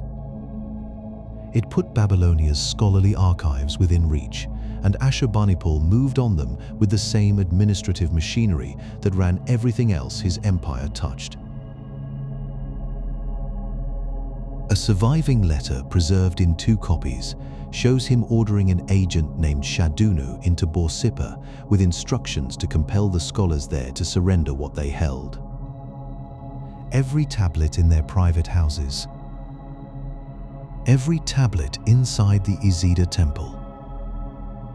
He named specific categories he wanted, ritual and incantation texts bound up with his own royal authority, and asked for rare works held nowhere in Assyria itself. Then he closed the letter by widening it. Whatever else the agent judged worth taking, take it and send it on. No one was permitted to withhold a tablet. This was not accession. It was compulsion, carried out by a named official under written royal order against private householders and temple stewards who had no standing to refuse. And it was not new.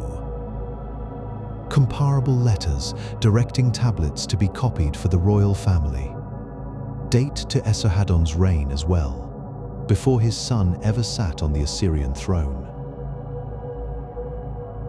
Ashurbanipal did not invent the practice of a king reaching into Babylonian archives. The war simply gave him a reason and an opportunity to do it at a scale his father never had. That scale shows up in the administrative record itself. A cluster of surviving fragments lists tablets and writing boards moving into the royal collection in the period after 648. The documents describe the material as being processed for accession, and 2 of the best preserved tie directly to the reconquest of Babylon. What came in was dominated by the same handful of subjects over and over. omen lore, astrology, medical recipes, dream interpretation, ecdyspesy, the reading of an animal's entrails for signs of the future. Scholars treat these categories as likely war reparations pulled from a defeated population's temples and private houses after a revolt Ashurbanipal had just finished putting down. What accumulated at Nineveh from this and from decades of ordinary acquisition is now commonly called Ashurbanipal's library. The word invites an image the evidence does not support. A 2024 study catalogued the tablet's colophons, the short identifying notes scribes added when they finished copying a text. It found more than 30 distinct types across over 2,000 surviving examples. The most common by far is simply an ownership stamp reading Palace of Ashurbanipal, King of the World, King of Assyria. It appears on tablets across nearly every subject in the collection, often pressed into the clay after it had already begun to dry. A separate, rarer type states outright that its text was copied from originals gathered out of Assyria, out of Sumer, out of Akkad. These are property marks. What they are not is a catalogue. Nothing in the physical evidence points to a system for finding a tablet once it had been shelved. Nothing points to anyone outside the palace being permitted to try. The nearest comparison, temple libraries where scribal families borrowed and shared texts among themselves, is explicitly not what this was. Consulting Ashurbanipal's tablets appears to have required the king's own permission. A private study, in other words, stocked in significant part with what royal agents had taken by order and by force from a defeated city. Then, in 612 BC, Nineveh burned. It is the same fire that ends this chapter's height and the same kind of fire that opened this episode's story, generations earlier, in a different palace. What that later burning did to the tablets is the reason any of this can still be read at all. Fired clay endures. Unfired clay, left to dry in the sun the way most administrative and literary tablets were, does not survive centuries of damp and collapse. The fire that destroyed Nineveh baked the unfired clay hard instead of consuming it, and preserved by accident what peacetime would have let crumble.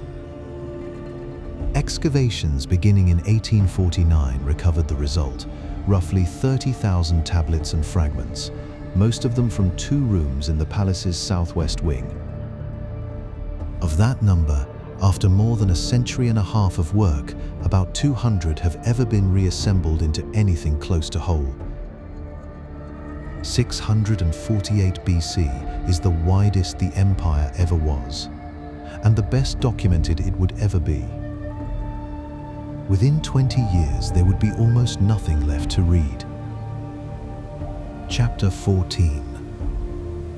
The silence after the king. The business records stop. Not gradually. Not in the way an institution usually fades, a little less paperwork every year until someone notices the gap. For 30 years, the Assyrian state has documented itself more thoroughly than almost any government in the ancient world. Contracts, receipts, and court letters moved by the thousand through Nineveh's archives. After 631 BC, most of that simply ends. What follows is thin. A handful of royal inscriptions from 2 of Ashurbanipal's sons. A chronicle series compiled by the side that eventually wins. A scattering of provincial finds far from the center. That thin and scattered record now has to carry the reconstruction of everything that happens next. Even the date of Ashurbanipal's own death is not agreed on. His last securely dated regnal year, drawn from administrative texts at Nippur, is his 38th, 631 BC. A later inscription instead credits him 42 years to 627. Standard scholarship treats the discrepancy as unresolved, not as a puzzle waiting for the right document to settle it. It says plainly that his sons afterward are shadowy figures, their reign lengths impossible to fix with confidence. The two dates are not a rounding difference. They describe two different stories. If Ashurbanipal died in 631, he leaves behind a healthy-looking empire that then comes apart in a single generation, fast in the hands of his sons. If he lived on to 627, thinly attested and perhaps ruling in some reduced or shared capacity, the quiet decline stretches back into his own reign. Nobody knows which. One hypothesis holds that Ashurbanipal was forced from power and lived out his final years at Haran. Standard reference synthesis is direct about its evidentiary basis. There is none. This account proceeds on 631, where the last secure attestation places him and treats it, plainly, as contested rather than settled. What happens next happens either way. Ashur-etililani succeeds his father into a record that is already thinning. His own inscriptions state that his father died a natural death. They do not say when or how. Even the family whose throne this is has gone quiet about the transition. The line he inherits is old.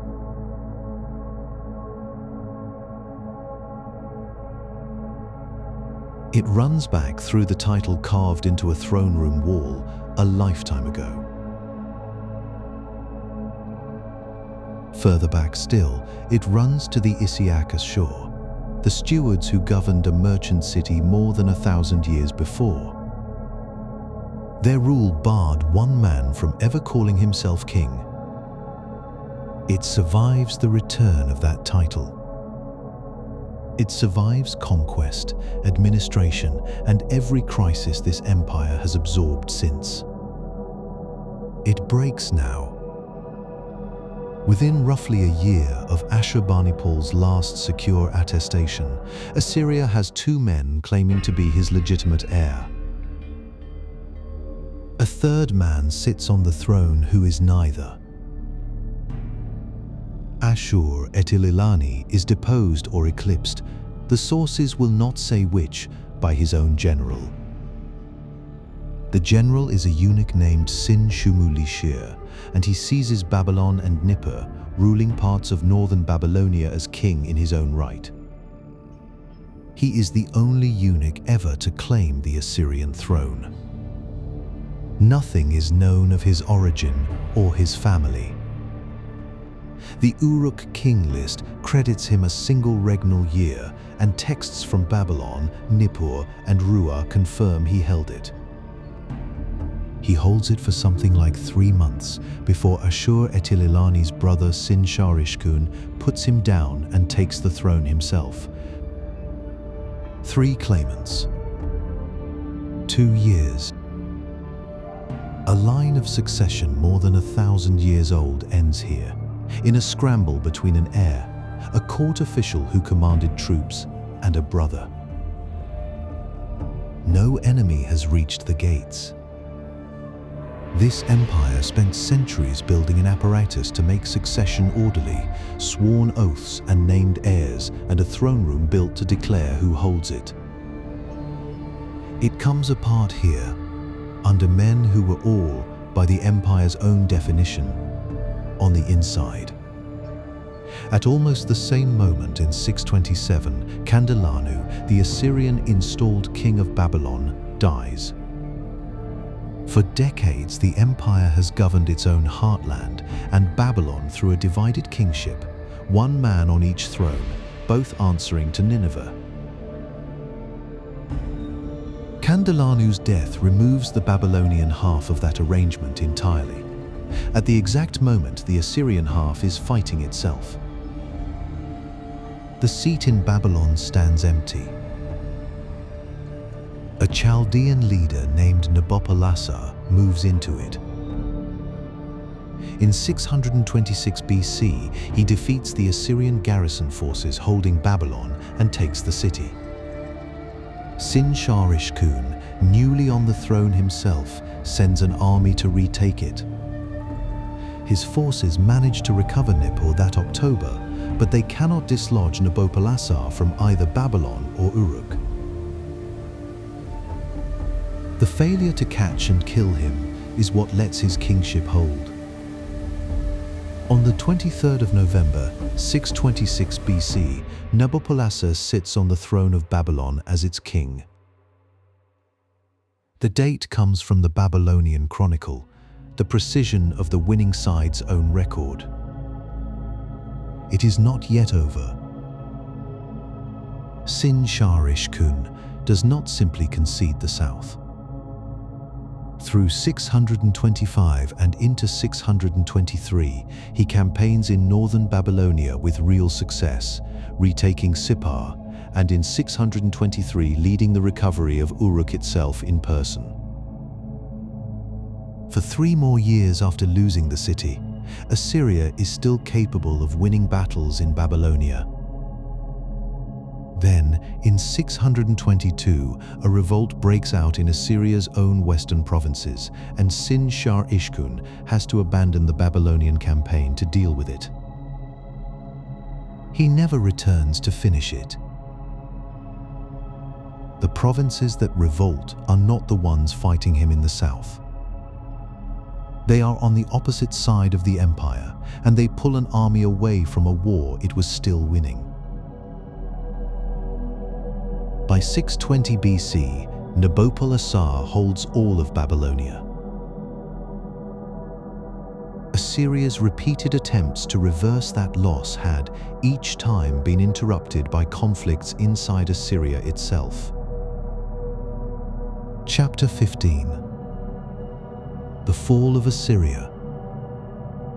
In 615 BC, a Median army under Cyaxares breaks into Arapha on the empire's eastern edge. It is the first time this particular enemy has reached this far. A year later, the same army moves again, faster and closer to the center. Median troops take Tarbisu. They strike at Nimrud, at Nineveh itself, and then they turn on Ashur. Ashur is not just another city. It is where Assyrian kingship began, the place that gave the king his oldest title, steward of the god Ashur, centuries before anyone called himself emperor. Its temples hold the god's own house. Its tombs hold the kings who ruled in his name, going back further than almost anyone in the empire can remember. The Medes besiege it, break in, and sack it. The temples are plundered.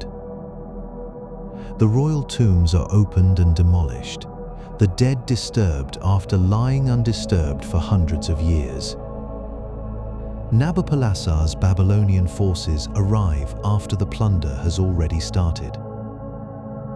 They are too late to take part in the sack itself, but not too late to matter. On the ruins of Assyria's oldest city, the Median king and the Babylonian king formalize their alliance. No surviving Assyrian text records how this was received. What can be said is only what happened to the stone and the bone, and it is enough. A religious capital sacked, its temples stripped, its royal dead exposed. Assyria has lost provinces before. This is different. This is the place the kingship itself was anchored, physically broken open. 2 years pass. The Medes and Babylonians have not yet reached Nineveh. To the north, at a city called Tushan, on the upper reaches of the Tigris, a provincial governor is receiving an order. The order comes down from someone above him in the chain of command, and it asks him to raise a chariotry unit. This is routine. Tushan has raised soldiers before. Decades earlier, the same frontier city was tracked in careful administrative detail, women brought in as deportees, tallied by name on a palace tablet. People, grain, and weapons moved through this place like blood through a vein. Tushan worked. It was proof that the system worked. The governor's name is Manu Ki Libali, and he writes back. He does not describe an enemy at the gate, because there is none, not here, not yet. He describes something else. He goes down the order item by item, the way a man does when he is trying to be precise. He is precise about a failure he did not cause and cannot fix. The scribes he would need are gone. The cohort commanders are gone. The smiths who forge the fittings, gone.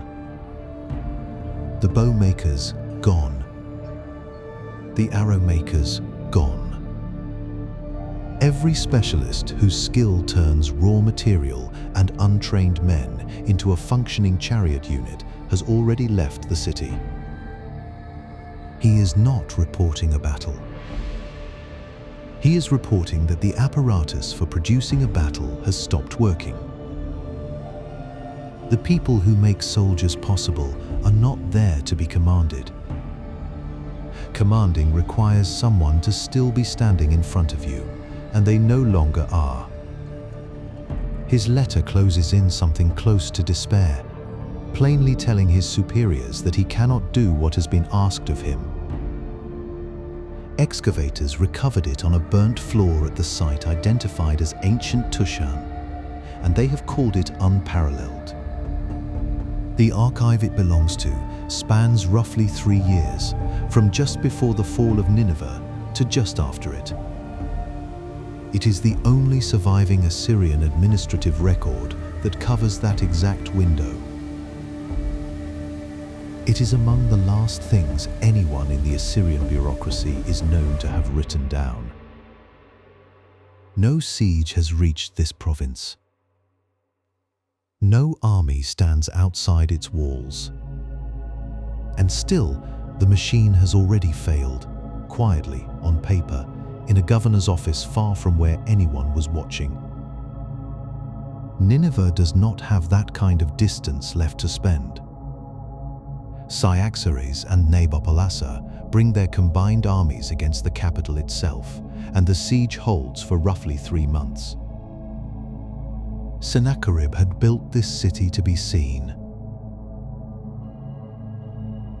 15 gates, some say more, wide enough for royal processions, built to declare the king's power to his own people as much as to keep out an enemy.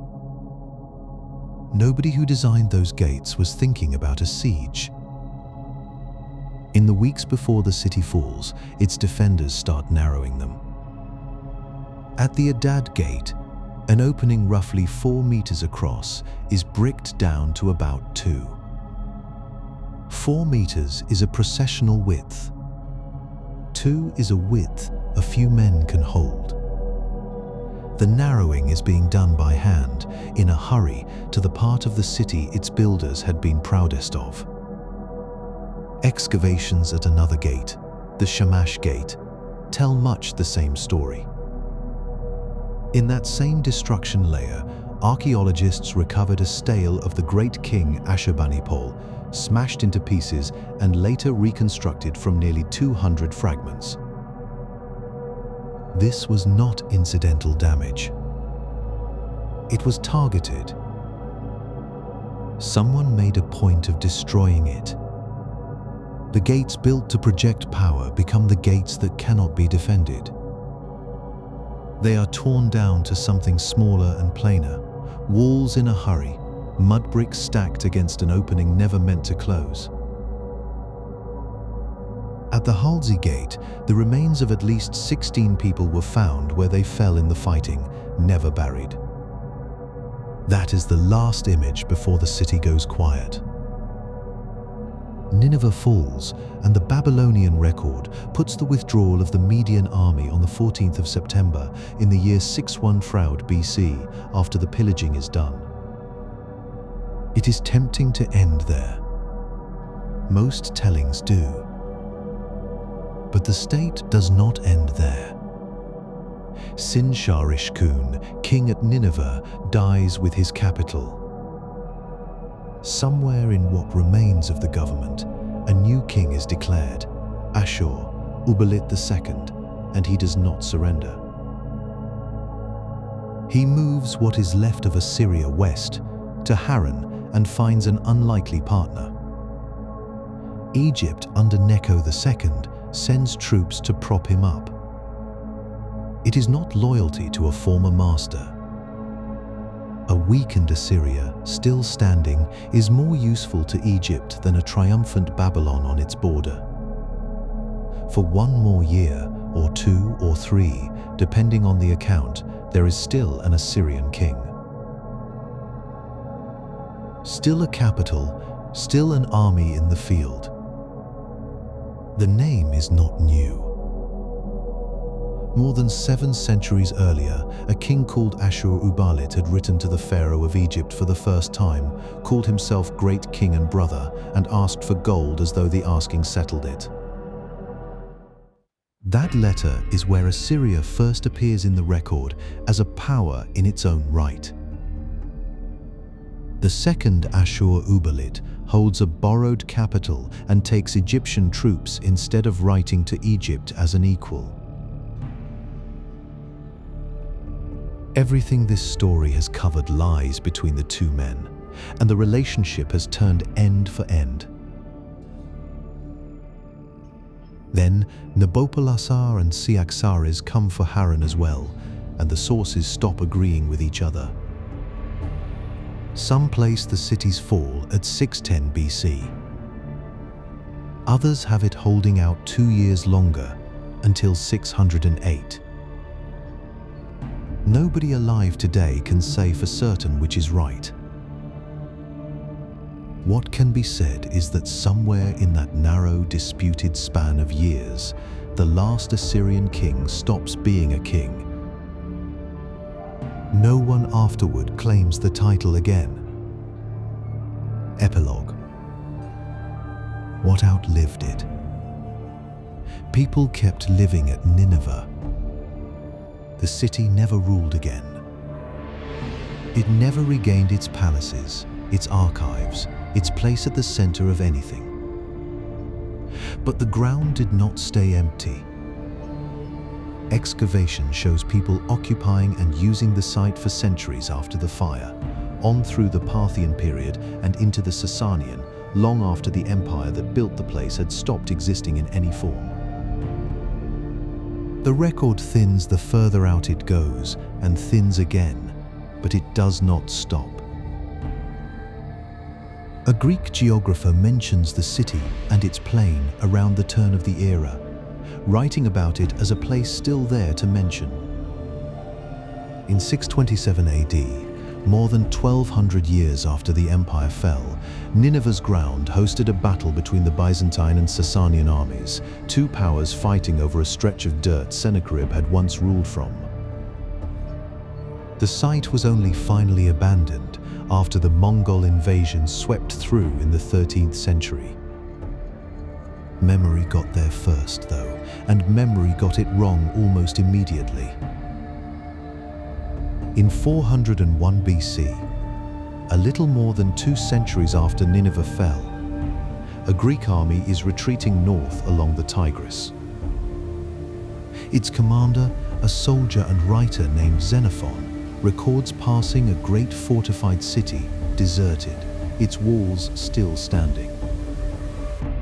He calls it Mespila. He says it once belonged to the Medes. He is wrong. The city he is looking at is Nineveh, built and ruled by Assyrian kings for the better part of 1,000 years before a Median army ever came near it.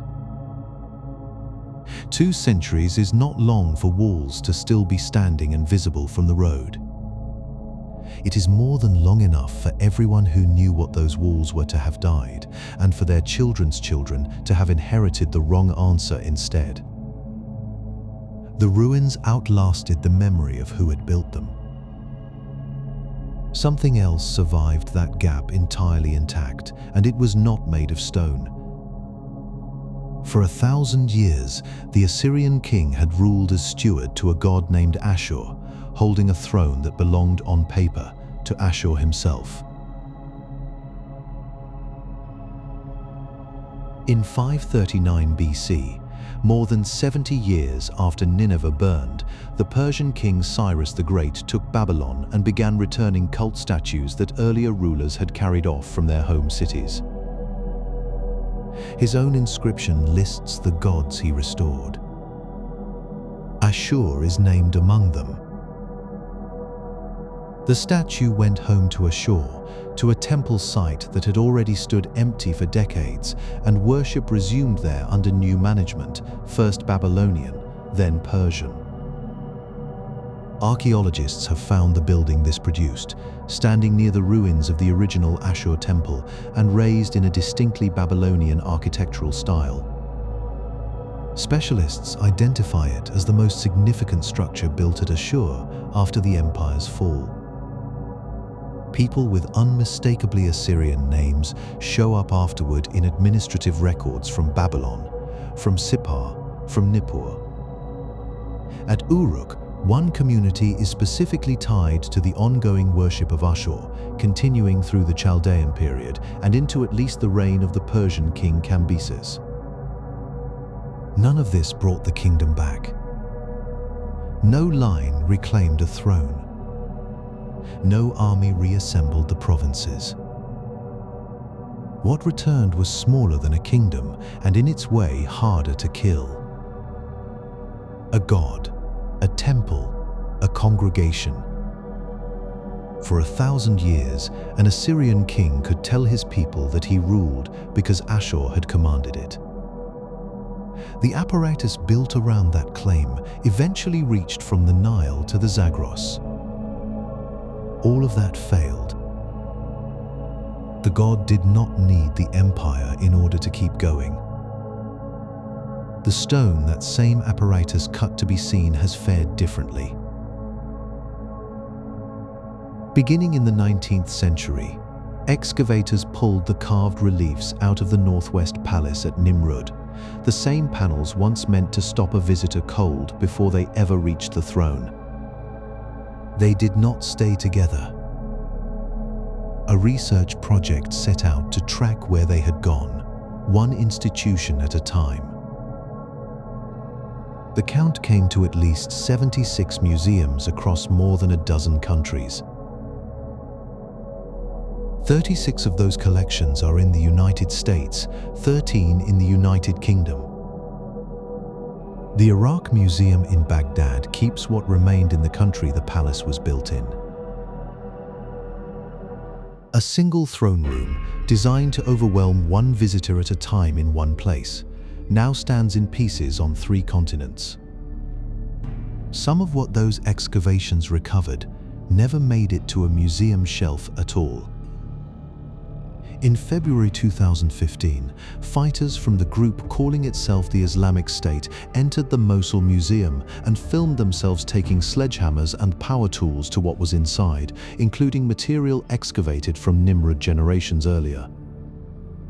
The following month, and again in April, they turned on the site itself, using bulldozers and explosives on structures that had stood since the 9th century before Christ. How much they destroyed is not settled. Iraq's Deputy Minister for Culture, speaking at the end of 2016, put the figure at 70% of Nimrud's historical sites. A museum staff member, working from a different measure, estimated 60% of what had actually been excavated. Other reporting has cited figures higher still. The numbers disagree because the people counting were measuring different things at different times by different standards. What is not in dispute is that the recovery effort is real and that it is still going. Stabilization work began within a couple of years of the destruction.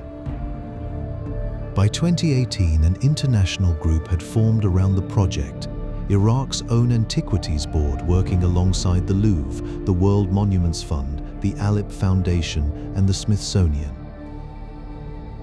As of the most current reporting, the museum's full reopening is still described as planned, still described as close, and still unconfirmed. The date has slipped once already. In workrooms in Mosul, conservators are piecing together a winged lion, a pair of guardian figures, and the stone throne base of a 9th century Assyrian king, fragment by fragment, out of the wreckage that survived. It is slow work. It is not finished. It is the same work in miniature that made this story possible to tell at all. Everything recovered from a burned archive, everything read off a broken tablet or a shattered wall, arrived the same way these fragments are arriving now. Piece by piece, out of the wreckage, in someone's patient hands.